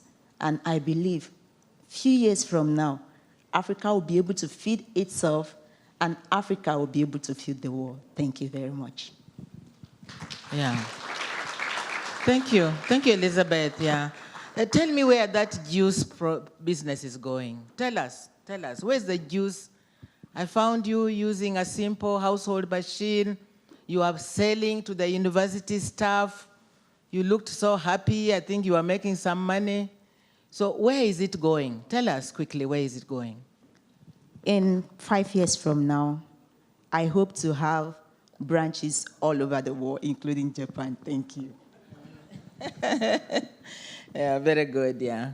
Next one is Godfrey. Godfrey Mayambala is from Uganda. Again, we have visited Godfrey several times. He has an amazing story to tell. But at the same time, remember, you need also to respond to what the panelists were saying. If there's anything that captured your ear, please refer to it. Yeah. Godfrey, go ahead. Thank you, Madam Honorable Ruth Onyango. You already introduced myself, so I will not go into that. But I'm appreciative to be here because this is my first time to come to Japan. It is amazing, and we need to take home something such that we change Africa. My responses will root back to what Mr. Yohei noted. Sasakawa Africa Association started working in Uganda far back, but in our district, where I come from, started in 1997. They constructed those one-stop centers. I was seeing them, but I was still at school. I completed the school, and as an economist, it was not pulling me until he stated the statement that Sasakawa changed the strategy from food security to business, to farming as a business. And when we realized that there was business at the one-stop center, as a business person, I said, I think I need to tap into the resources here. What is happening here? Then I looked at the value chains that were developed. Because Sasakawa was developing the value chains, we were looking at enterprise development, and this is where we as youth have interest. Where do I get the money? The moment you talk about money in agriculture, then I open my ears. You talk about science, as an economist, I don't so much go there, but I'm looking at where do I get the dollars? So that's when I was encouraged, and I said, let me join the wagon and see how do I get money in agriculture. I remember you visited me in 2012, and I had kick-started.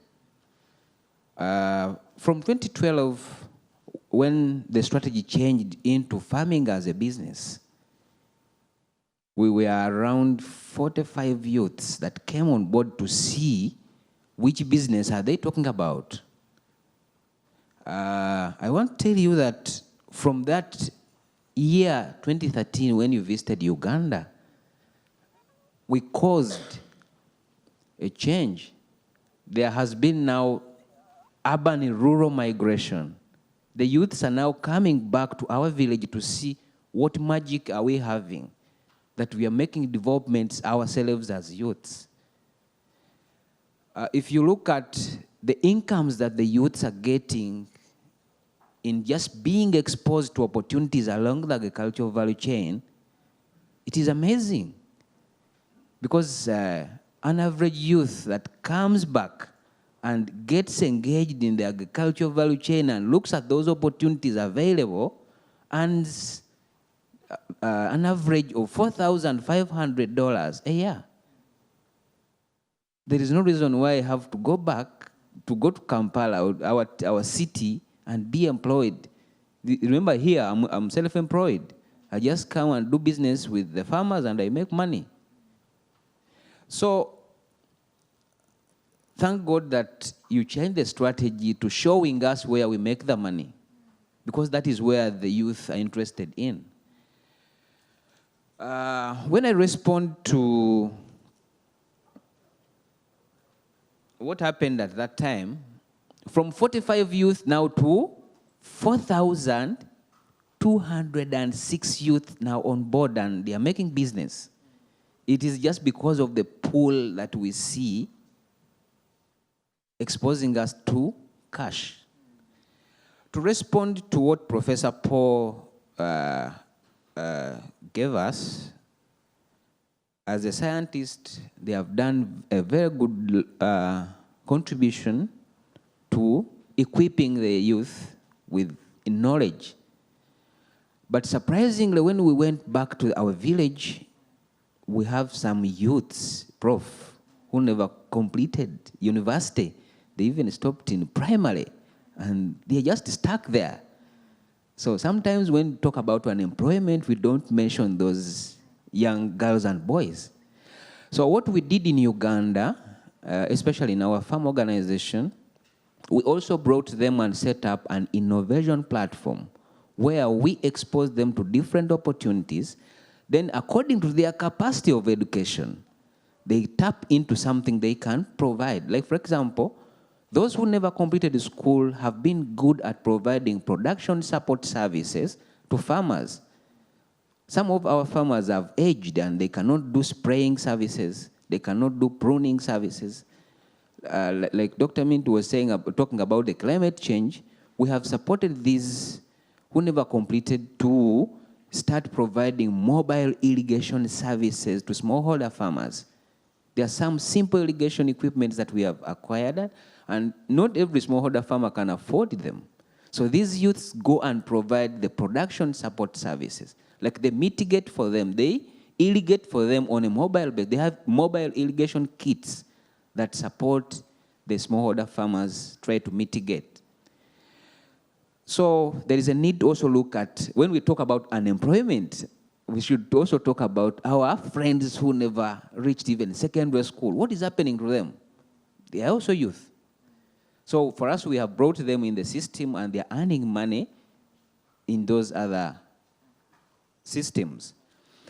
For Ms. Egu, we just said that the value addition is key, but still we have a challenge because I've worked with the youth for the last 10 years now.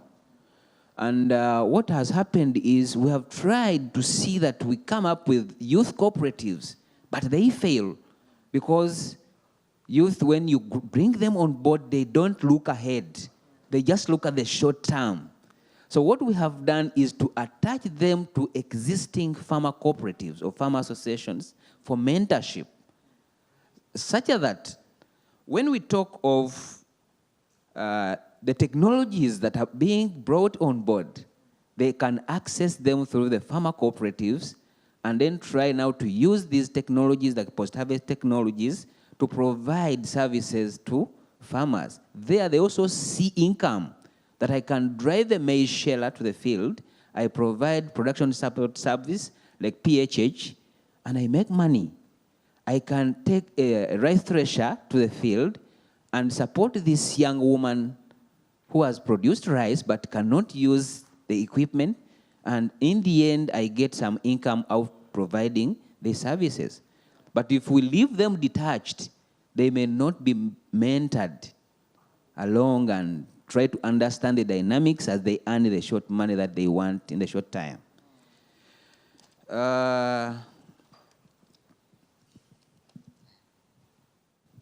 Dr. Lindwe, you have inspired us in the story that you gave us. That has always been hard for some of the youths who go and access a job, and you tell them, go back and start afresh. It's a problem in Africa. Yeah. So you have inspired us, and really, people need to think your way. And it is at this point that I still want to thank Sasakawa and JICA. Today, you have officially signed the MOU, but you already did work in Africa, like in Uganda. We have a processing facility that is totally a joint partnership between Sasakawa and JICA. Yeah, and we are processing rice. We're even branding rice. Yeah. So the partnership already started, and when you look at the income that the youth get out of just getting the rice from the farmers, taking it to the field, and they earn commission on each of the kilo that goes out, we have transformed from 400 tons a year to 3,000 tons a year. Just look at the commissions that these guys are getting from each of the kilos that get out. These guys are also employed in agriculture, not necessarily touching the hoe, but they are in the value chain of taking the farmers' produce to the market. So we are thankful, and we think if we go ahead and support mechanization, the youth can still come and tap into the resources. Yeah. Thank you very much. Thank you, Godfrey. Thank you. Thank you so much. Yeah. The signing today is like officializing the marriage, between SAA and JICA. So we shall do more. You know, when you are now married and you are partners, you do a lot more. Yeah, but thank you for that story. I know you are doing a lot in Uganda, and really there's a lot of youth you are bringing on board, and those issues we need to take on. Yeah, so the last youth I was talking to Dio. I look at his name, but the name he gave me is not this one, Roiji Naba. He gave me the name Dio. You know, doing some amazing work. You know, he says his quest is to save nature. His quest is to save nature. Yeah. Dio, you want to answer now? Respond? Mr. Roiji, you want to talk? ご紹介ありがとうございます。稲葉良二です。座って喋らせていただきます。僕が最終的に伝えたいことは、情報へのアクセスをもっとスムーズにすればいろんなことが解決すると思っていて、それを少し、僕が青年海外協力隊として活動してきたところから、話していきたいと思います。僕はウガンダの方に2012年から2014年まで2年間稲作振興で派遣されていたんですけど、その時に稲作振興って言ってもその中身が分からなかったので現地を調査したら、僕がウガンダに行っていた時ではお米はたくさん作ればそれが全部売れる時だったので、じゃあ食料生産を優先的に力を入れようということで活動を始めました。で活動を始める時に、一番ありがたかったというか、そのスムーズにことが運んだのが2つありまして、1つが、現地にある SG2000 笹川グローバル2000という NGO の方々が農家さんのグループをもうすでに作っていてくれたんですよね。っていうのと、その農業の技術に関して JICA の専門家の方が、稲作の技術研究をしていてくれたっていう、その2つが大きくて、なので僕は、どういう方法をしたかって言ったら、2年間という限られた期間の中で何ができるかって言ったら、SG2000 さんがもう作ってくれていた、農家組織の中の代表を1人決めてくださいと。で20個ぐらいグループがあるんですけど、その中各1人ずつ、代表を決めてもらって、その中で、彼女らの、今まで働いていた労働環境にできるだけ邪魔しない形でモデル田んぼを作ろうということで始めました。で、目的は何かといったら、その一緒に農業、僕がJICA の専門家の方からいただいた稲作の技術を現場に合うような形で、伝えて一緒に作ったその、耕すところから田植え、収穫、その後売るまでっていうのを経験することで、どれが自分たちに合っているか合っていないかっていうことを、実際に経験してもらって、じゃあそのグループはどういうやり方を選ぶかっていうことをやりました。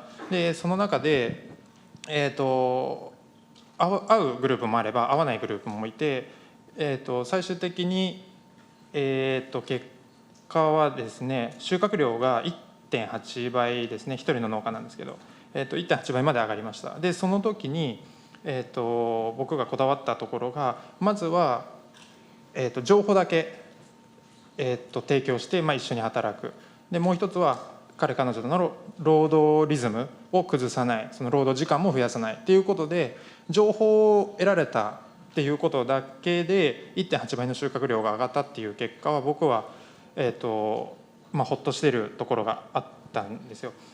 なのでこの結果から今たくさんの国々の方が、普及員の方がこう行って、僕も普及員のような形で関わったんですけど、それはいわゆる普及員が持っている情報をもらったということと一緒なので、つまりこの先何が期待されるかって言ったら、情報にどんどんアクセスできるようになれば、いろんな生産のこともですし、売り方、その価値の上げ方っていうのも情報が入ってくるので、その中から自分たちに合ったものが選んでいけるんじゃないかっていうことで、僕は期待が持っていて日本に帰ってきました。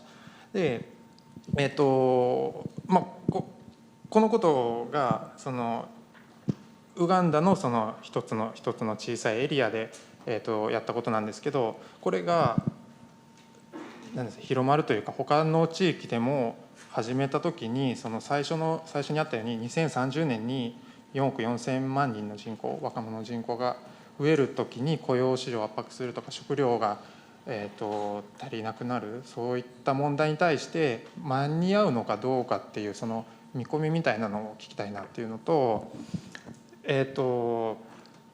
もう一つは別ですね。で日本帰ってきてから僕は、新しく農家になったんですけど、その時は農家さん、もうすでに農業を経営されている農家さんのところに研修を1年間受けて、その次の年に独立ということで農業を始めたんですけど、今年で3年経ちましたね。で4年目なんですけど、日本には台風とかがあるので、災害があるので、全てうまくいくわけではないんですが、野菜を作って経営していくっていうのはなんとなく予想ができてきた。でも、もう別の問題が日本にはあって、農業をやるって言って田んぼ畑耕してるんですけど、里山っていう日本の場所があるんですけど、その里山に関して整備が行き届かないんですね。農家が足りないから、その農業を従事する人はいても里山を管理する人がいないから、里山が荒れていく。でもっと言うと、日本のその水源、水の源に木がたくさんあるんですけど、そこの水源、日本でいうと針葉樹が増えて保水力が少し減るんですよね。でその保水力を上げるために針葉樹を間伐して広葉樹を植えて、で、広葉樹のその落ち葉なり何なりが土を作って保水力を上げるっていう。そうすると水が絶えることなくてか、絶えにくく水が常に供給されるっていう活動をしています。で、これは活動であって、僕の生計は野菜販売とお米の販売なんですけど、その中で価値に関して、その野菜の価値に関して、僕は今この野菜とお米っていうのはどういう価値をつけているかって言ったら、日本の人に農薬を使っていないとか、肥料は有機肥料を使っている、有機質肥料を使っているっていうところを売りにしてます。でもう一つは、生活排水の混じらないお水、山からの水を使ったお米を作っているっていうことで価値を上げました。でそういうこと、それをすることで、お米に関しては肥料も農薬も除草剤も使っていないので3倍、同じ地域でお米を作っている人の3倍、ちょっと 3.3 倍ぐらいの価格で売れています。なので今はその作物に関しての価値を少し上げてますけど、僕は将来的にはその森林づくり、森づくりと、里山整備っていう今お金になっていない部分の価値を自分の生活費に変えれないかなっていう、この生き方自体を価値に変えれないかなっていうことでちょっと今模索しているところです。なのでアフリカに関しては、僕がウガンダにいた時にお米作りに関わっていたんですけど、もう一つ気になったところが、食べ物を作ると食料ですね、ご飯を作る時に燃料、薪や炭を使ってますよね。その燃料のためにどんどん木が切られているっていうのがあります。で木が切られるとどうなるかっていったら、保水力もなくなりますけど、土壌流出っていうんですか、もう増えてきます。で土壌流出に関してはもう土を裸にしちゃうと、どうしても雨が降ったら栄養が流れてきます。だったらもう土を裸にしないように草を生やす、耕したらすぐ何かでカバーする、日本でしたら、雑草でカバーしたり、ビニールマルチっていうんですか、マルチングをしたりしてカバーしてるんですけど、細かいこのなんか技術があるのは、僕は一応その情報をもらえる、情報にアクセスができるので、そういうことが可能になっていると思っていて、なので、そのアフリカのこれからの若者の農業、どう機会を提供するかって言った時に、その価値を上げることで自分たちが生活できるようになる。で価値を上げなくても野菜を作る術を知っているんでしたら、食べていくことができる。その現金に換えれないにしても食べていくことができる。そういったところで、何か役に立つ意見になれたらなと思います。ごめんなさい、もう一つ忘れてました。もう一つが草原作りをしていて、その日本ですと、これは関係ない、獣害、イノシシや鹿なりいるんですけど、そのイノシシ鹿が増えているのは、僕の仲間内ではキツネが少なくなったからっていう、キツネが生息することでイノシシの子供を食べたり、間引く、いわゆる動物を間引くっていうことで、その動物の生態系のバランスを取ることで、結局農村も守る、その畑田んぼも守るっていう考えで、進めています。なので結果的に何が言いたいかというと、その農業っていうものをその農業一つで捉えてしまうと、なかなか行き詰まる時が来るって、先ほどもおっしゃられてましたけど、そういったこともあるので、ちょっと視野を広げた時に、その農業に興味を持つ若者だけではなくて、実はその農業に直接的に関わっている、その木を植えたりとか、そういった雇用創出っていうのも考えてもいいんではないかなと思っています。以上です。ありがとうございます。Thank you so much. Your real point here is that young people can farm differently, have sustainability in mind. Tell me though, I'm curious, as a volunteer, 2 years in Uganda, how did your life change when you came back to, when you look back, what did it do to you as a person? If you can just answer that quickly, then we get some 3 questions or so from the audience, please. Mr. Inaba, yes. はい、ウガンダで2年間活動してどういうことが変わったか、人間的にどう変わったかっていうのは、その日本って週に5日6日働くっていうのが、比較的固定的だと思うんですけど、僕はそうではなくて週3、4日働く、もしくは1日の半日働いて半日は別のことに使う。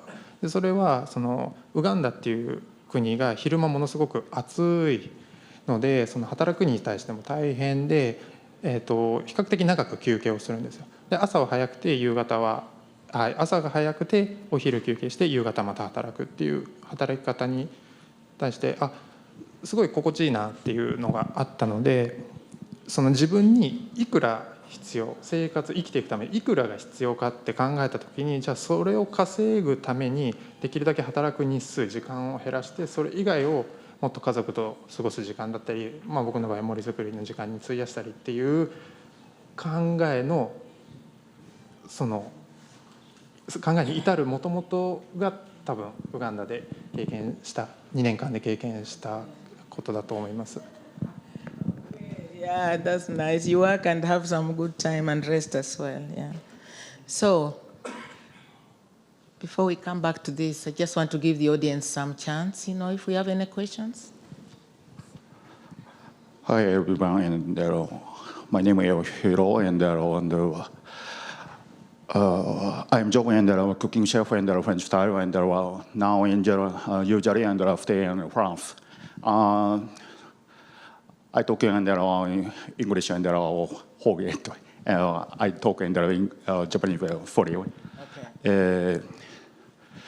本日は非常に現地のアフリカの方々のお話お伺いさせていただきましてありがとうございます。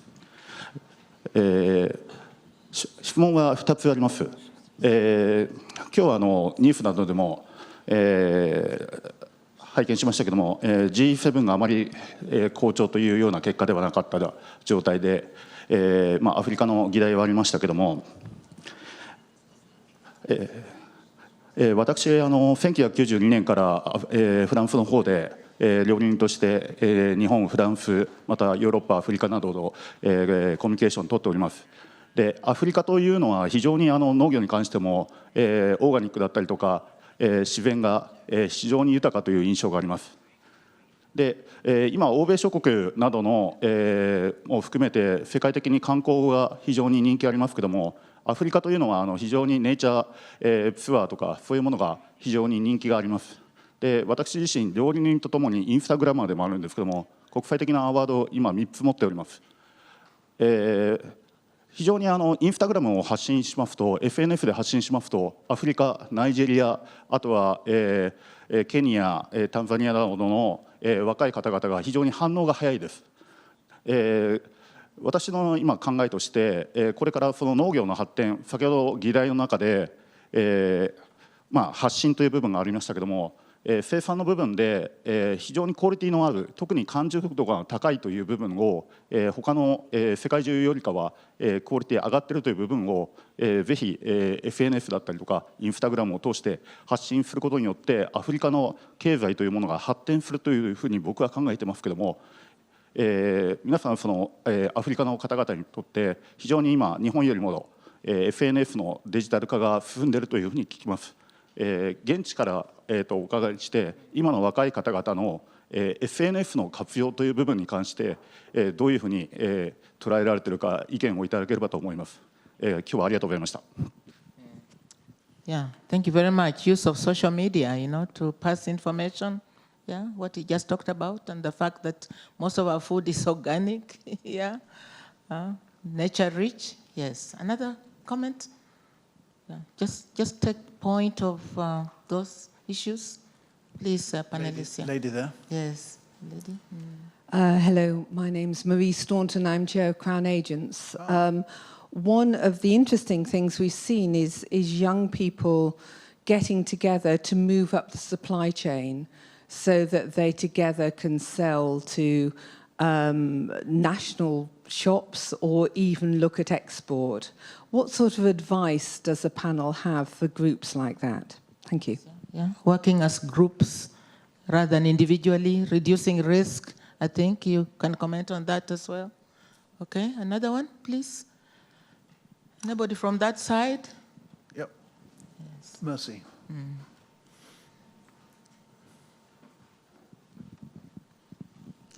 My name is Mercy, and I am with the Sasakawa group. I just want to know what the panelists they think about language in communicating agriculture to the youth. The president of ADB, in his speech, he said, agriculture is cool. I mean, they have their language when you are communicating with them. And I think we need to take this into consideration when we want to reach out to the youth. They don't say, when you say agriculture, it's hard. But when you say agriculture, it's cool. I mean, let's reflect on this. What do you think? Agriculture is cool, But Godfrey also told us they want money now. They are no patient. Money now. Show me money. Then I'll do agriculture, right? Yeah. Is there a last question from the audience so that we now give the chance here? Anybody with a burning question or comment, please? Thank you very much for the panel. My name is Anne from Asian Productivity Organization.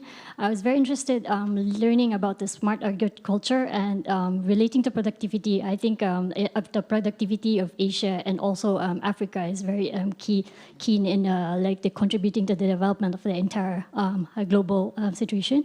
And also for the Mr. EGU. It was very interesting for the mentioning of the roadmap, and I think the innovation part was very, very interesting to learn about. And was just for the entire panel, I think the youth is one of the keyword, but also the development of each nation's plan for the development of the future. So we already have the sustainable development goals, and in relation to that, I think each country has different kind of like plan, and also the methods, and also like academia, and also the engagement of the government. So in this like sphere, I think it like what is the most key, the most like lower hanging fruit for each country. The low-hanging fruit, yeah. So I'll just give each one of you, please, just sort of answer whatever is relevant here, and then you wind up also at the same time. We're just looking at time, very short time. In just a short time, but the magic has been simple to understand youth. Those who have visited the Youth Resource Center at our one-stop center, you go in their office and they even have a TV where they watch football. When it is time, you first understand them first. You cannot just pull me from what I want to what you want, but you understand them. So they even have a TV. When it comes to watching Arsenal, I give them time. They first finish Arsenal. Then I tell them, now, we have a demand of 500 tons of maize. Where are we getting it? They just do it. Slowly, you just see that they don't have time to watch football because now money is taking them. Yeah. They're looking at how do we aggregate the other demand to make more money. They end up not turning up for Arsenal. Okay. But the magic is you first understand them, Yeah. talk their language. Like every year, we invite youth to orient them into the opportunities in agriculture. But we call it football for ag. They come to play football, but before we start the match, we display our posters telling them that you can earn money here. Good. Then after 2 matches, we come back and say, guys, there's some money here. In the evening, they tell you, can we come back tomorrow and you explain for us the other thing? And you show me the formula. Then we start calculating the cost-benefit analysis and what it takes. Okay, yeah. Thank you. Thank you Understand very much. them, understand them. Elizabeth? Thank you very much. Responding to the first person who talked about the use of SMS. Yes, yeah. Yes. Every rural community in Africa now, every youth, or majority of the youth, have access to smartphone. And the use of SMSs will be very helpful to communicate information as regard agriculture and how agriculture can be made attractive and beneficial to the youth. If we can maximize this opportunity, I think it would be very helpful. Yeah. Thank you. Yeah. Using social media to really usefully make money, yeah? Put it to better utility, right? Yeah. Professor Paul? I want to respond to somebody asked, what's the low-hanging fruit? And I want to address myself to that. In my view, the low-hanging fruit for the youth and transformation of agriculture lies in the value addition and product development. That actually will stimulate productivity, but also will link to the lucrative markets. As she said, there is too much at some point, and there is nothing at another point. And there's a lot of wastage of the products that we have invested so much to produce. Value addition to me is the low-hanging fruit, and it's also quick money for the young people. Because once you get started, you get money right away. Yeah. And it's not something they are going to wait for 3, 4, 6 months before they get the cash flowing.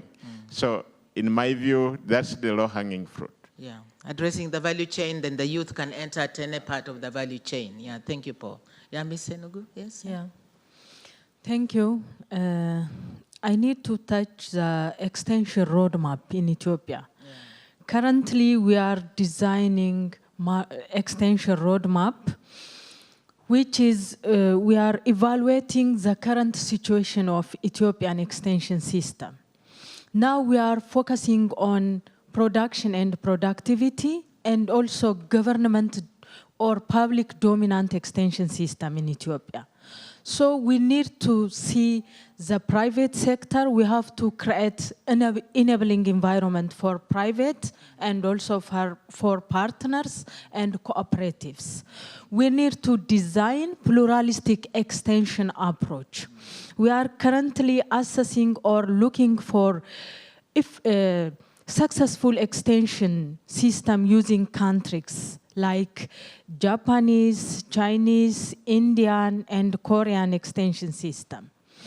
We are now around 80% of the roadmap is done, and we will see also physically what kind of, instead of looking the paper, instead of looking in Google, it needs to see also physically in India or in Japanese or other different countries, what they are doing on the grassroots level, what the farmer is benefiting from the extension system of those countries. So we are doing such kind of roadmap, and we will be successful for the coming year. Thank you. Thank you. Thank you so much. Yes, yeah. Yes, Lindiwe? Thank you. My quick one is that I think we have a lot of working models that are successful. What we need is scale. And for us to scale those up, we need, one, a conducive policy environment that is predictive and conducive for business. And secondly, we need cheap capital. The youth are failing to access startup funds because they are not trusted, they have no assets. Can we scale up those models that allow the youth to get into agriculture with who they are? And the phone has become a good identity tool for tracking where people are, who they are, and following their integrity. Thank you. Thank you. Thank you. Dr. Madou? Moi, c'est juste par rapport à l'utilisation des SMS, c'est que aussi on peut les utiliser comme dans la productivité agricole. Chez nous, par exemple, pour permettre aux producteurs de suivre l'exécution correcte du calendrier agricole, en liaison avec les services météorologiques, les informations sont diffusées au niveau des producteurs et en rapport avec le calendrier culturel, ils arrivent à bien s'aimer, à bien entretenir et puis faire face aux risques climatiques. Merci. Thank you. Thank you so much. Yeah. Thank you so much. We're doing well on time. I think we are coming to the end of this panel. I won't really even try to summarize what has gone on. I could see everyone was so attentive. My takeaway is this. We need each other. The TICAD has afforded us this opportunity for Africa and Japan to know each other much better. I know when we had TICAD in Nairobi, in Kenya in 2016, Kenya benefited a lot. And as a result, I believe there are many, many participants from Africa attending this TICAD7. Another one is about the volunteers. You know, you listened to Ms. Ainaba, and you heard Ms. Lindy talk about volunteers, Japanese volunteers in Africa. They leave long-lasting impact. But we believe they also come here to impact on the Japanese population. And that's part of needing each other. Thirdly, I think the memorandum of understanding with JICA, which has much wider reach and more resources, I'm sure, with us, will enable us together to move much further in these countries, and also to urge our own governments to begin to come to the table and say, we are willing to also put something on the table, not just being on the receiving end. Fourthly, you'll realize, especially those of you coming here for the first time, Japanese are very, very innovative, very efficient, and they eat almost anything that is edible. Anything that one can eat, they eat it, you know? And for us, we're just beginning to eat insects again. And yet we are the richest continent on earth. We are so blessed. And I like the young man here, you know what he said about there's a lot Japan can also learn from Africa, you know, so it's not just donor and recipient mentality, but one thing we share, I believe really, we just respect. Japan just, they respect you, you know, they bow, they bend, and they just respect you. And when you work with us in Africa, we feel valued. And we know the only way to get people to move forward when you are supporting them, even when they have nothing, you have to make them feel valued. So we have shared, we hope we can network. Those of you who have not been to Africa yet, let me see by a show of hands actually, from the audience. Let me see. Audience. How many have how many have not set foot on the African continent? Your hand up. Oh, you mean most of you have been to Africa? Which Africa? Most of you have been to Africa? How many have not been to Africa? Hand up. Not been to Africa. You are missing something. You know, that's mother continent. Once you go there, you fall in love with it. So we want to welcome you because it changes you and it changes us as well. And we like this collaboration. Can we thank all of you people? You have been so good, eh? You have been really, really good. I know you didn't say everything, yeah? Thank you. Thank you. Thank you, young people. Thank you so much. Thank you. Come again to Uganda. Have you been back? Yeah. You've been back there? Of course. Okay. And you encourage others to come, isn't it? Yeah. Shall we clap for them?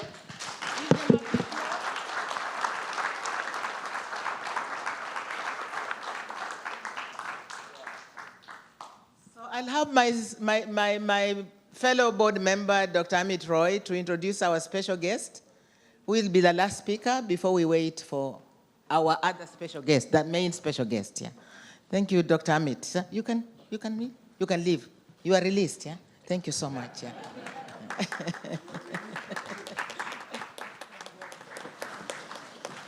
It gives me great pleasure to introduce and welcome Japan's own Dr. Naoko Ishii. She is the Chief Executive Officer and Chair of the Global Environmental Facility, which is located in Washington, D.C., and is part of the World Bank. And she's been in that position since 2012.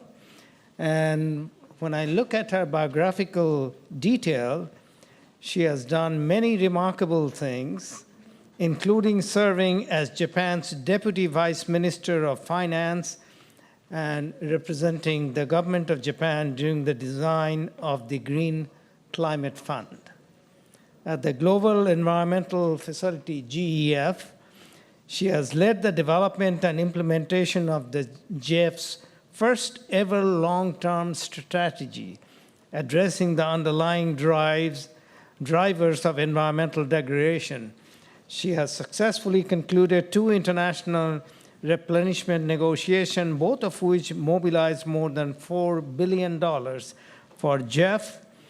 This is a short introduction, and it really doesn't do justice for all she has accomplished.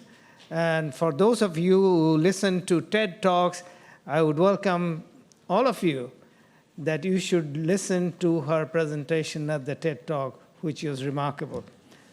Dr. Ishii.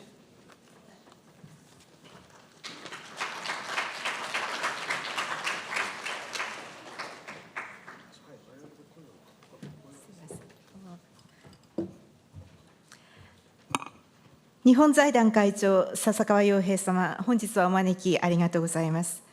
ご臨席の皆様、この席を共有できて大変光栄に存じます。今日はアフリカからのお客様がたくさんいらっしゃっていますので、拙いですけれども、英語でご挨拶させていただきたいというふうに思います。Excellencies, colleagues and friends, very good afternoon to everyone. Agriculture holds a key to human prosperity. However, the food system we have now is completely broken. I want to explain why I said that. The production of the food uses huge amount of natural resources, 30% of land, 70% of water, and 80% of deforestation of the rainforests is caused by globally traded agricultural commodities such as palm oil, soy, or cattle, which leads to a major loss of biodiversity. Food production also accounts for 25% of greenhouse gas emission. So all in all, environmental footprint of food production is mounting to an unsustainable level. What is worse, the food system doesn't even feed the current population properly. 800 million people go to bed hungry every night. Yet 1.9 billion people are overweight. 1/3 of food is wasted. So that's why I said the food system we have now is broken. Going forward, the world needs to feed the growing population up to over to the 9 billion by 2050 without depleting natural resources anymore, which is the foundation of our prosperity. The challenge is particularly acute for African continent. The productivity of African agriculture is sadly the lowest around the globe, largely due to poor soils. The climate change has already exacerbated the vulnerability and food security of the poor. Food trade in Africa is in huge deficit, while demands for good food is growing as Africa has the second fastest the population growth around the world. So in a nutshell, agriculture in Africa is in perfect storm. Overall, the global food system, which does of course include Africa, needs a big fix, needs a transformation. But what kind of transformation or big fix we were talking about? Today we just hear from CEO Mr. Takahashi of Pocket Marché mentioning that current system, more like industrial production system of the food, has a huge problem. I completely agree with him. The food system needs to become much more sustainable and not to deplete the limited natural resources. It should provide sustainable livelihood for smallholder farmers. It should respond to market signal and consumer demands and provide healthier diet, and it should minimize the food loss. In terms of the production, we should not rely on overuse of inputs like the fertilizer, the seed, or the land and water, which used to be a very successful factor in the Asian Green Revolution, but it may not be relevant in the African context anymore. Rather, what we should really think is how to help farmers augment the productivity of assets at their hands. That is natural capital, it's their ecosystem. And they can do it through transfer of knowledge and technologies, smart practices, locally tailored fertilizer and seeds, and how to link smallholders with markets and bring them into the value chain. That may be the most important. I believe this needed transformation or big fix of the agriculture presents a huge opportunity for African agriculture for 3 reasons. And let me explain. Number one, the nature of the needed transformation is actually shift from industrial production or overuse of inputs towards much more natural capital-based or ecosystem-based agriculture, which the African smallholders know how to do very well. Second is digital technology or disruption of the technology. Digital technology is really changing the global food system, and it presents an opportunity for leapfrogging, and agriculture in Africa will be no exception to it. And third, and maybe most important, the youth or young people. We have just heard from the youth of Africa how innovative they are and how ready they are to really tailor the solution to African continent. Today, we also hear that the African Development Bank President Adesina said, revolution, African agriculture should be cool or will be cool, and we need a revolution which will bring that African agriculture in that perspective. I personally witnessed a lot of young Africans, very entrepreneurs, and they have been really adapting that their solution to the locally tailored one, and there is a huge promise that at their hand. Of course, for young Africans to fully exploit or to realize their opportunity, that digital skill and literacy training must be at the heart of young people's education and training. So what is next? Good news is that international community has finally woken up and realized the food system really needs to transform, and they also really want to work together to bring it into the reality. And we are the part of that movement. The role of the partners like us in this room may be to help them seize the opportunity that evolving that the world is presenting, particularly to Africa. As for Africa, emphasis by Sasakawa Africa Association on smallholders, youth and women, value chain, and technology, and its focus on the longer-term solution, not a quick fix or not just a short-lived response, is extremely important to transform that African agriculture. And I would say, if I may, that we, the GF, has a lot of common in that spirit. On my side, the GF, 4 years ago, launched the food security in Sub-Saharan African program with 120 million in grants in 12 countries across the dryland region in Africa. The program aimed at smallholder farmers taking holistic and integrated approach in managing ecosystem and natural capital, and also engage them with the private sector and promote the technology in innovation across the entire value chain. Last year, we have also launched food and land use system and restoration program with $430 million US. The program takes landscape approach like Satoyama, but also the full value chain approach, so that we can actually bring smallholders to the benefit of the entire value chain. And this is very much emphasized by Sasakawa Africa Association. In concluding, agriculture system, including one in Africa, is at a critical juncture.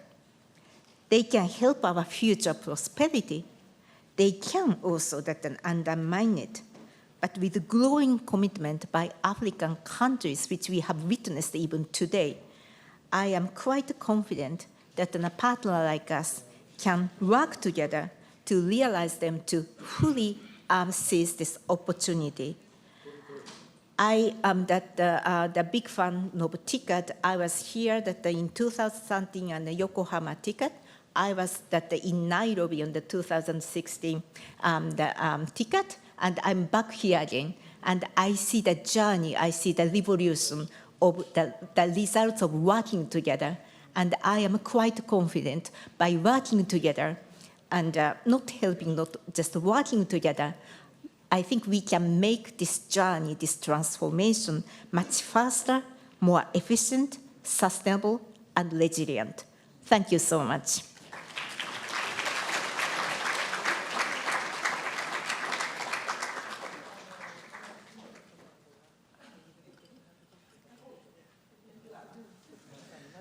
We've got 5 or 6 minutes to fill. Would you like to speak? Yeah, but we're waiting for the Prime Minister now. Yeah, why don't you make some concluding? Yes. Yeah, okay. Yeah. Your Excellencies, ladies and gentlemen, we've got a few minutes before the Prime Minister arrives to address us. So our chairperson, Ruth Onyango, is going to make some concluding remarks. Yeah.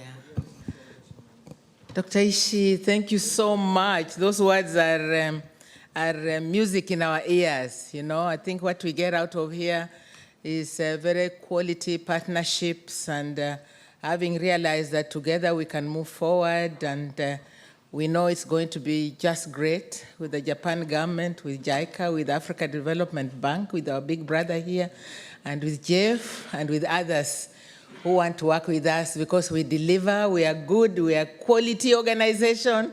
We may be small, tiny, but we are full of big heart, and we deliver. So if you want to do business with us, we are ready to do that business. I just want to take this opportunity before the Prime Minister comes in, because once he does, we shall now just disperse after he has done his bit. We value Prime Minister Abe. He graced our occasion in Nairobi, and we know it's because of the friendship he has with Mr. Sasakawa. So that we don't take for granted is very important for us. We want to thank everyone who has come to listen to us, and hopefully we can work together. We want to thank the Japanese people. It's a long trip, I know. We have a WhatsApp group, by the way, and by 2 a.m. everybody was awake from Africa. Jet lag, 6 hours, 7 hours, 8 hours. So we were awake. So we know when you come to the other side, it's quite a bit of a distance. Yeah, it means you have the passion, and we know together we can make it. And I like what the young people here are saying, that we can learn from each other. So it's not just going to be one way. So we are committed to go forward. We know that we shall need each other even in the future, and we know that continent will be good for you so long as we make sure that we address some of the challenges that are there, the technologies are there, and we can make it together. So thank you so much, arigato, and asante in Swahili, and thank you so much, and let's just stretch our legs as we wait. Mr. Sasakawa? Thank you. Okay. Prime Minister.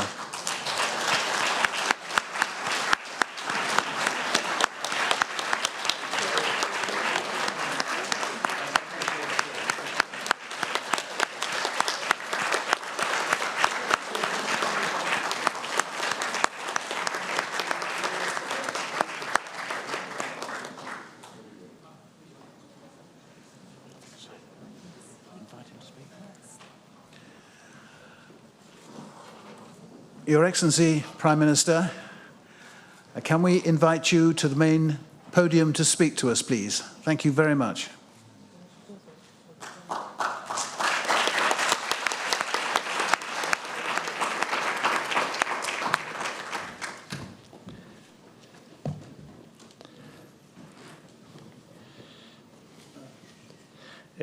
Sasakawa 会長、そしてご列席の皆様、本日はアフリカ農業と未来についてのシンポジウムでご挨拶することができ、大変嬉しく思います。まず、日本財団が笹川アフリカ財団を通じ、30年にわたりアフリカの農家に対し、献身的な支援をして行われてきたことに対しまして、心から敬意を表したいと思います。アフリカは不毛の地ではない。適切な技術が届けば、アフリカの農家は十分な食料を生産できる。これは、笹川アフリカ財団設立当初からの強い信念と伺っています。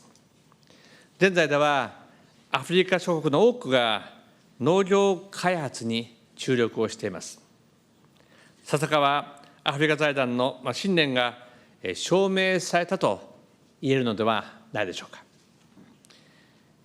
今日、急速に発展するアフリカの将来は、夢と希望にあふれる何千万ものアフリカの若者の皆さんの手にかかっています。本日のシンポジウムのテーマ、若者の力と農業ビジネスは、まさに時宜を得たものであります。私は2013年、アフリカの若者の人材育成のため、安倍イニシアティブを立ち上げました。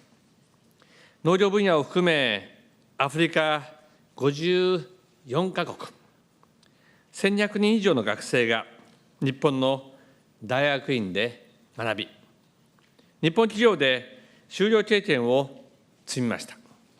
彼らは帰国後、それぞれの国を牽引する人材として活躍をしています。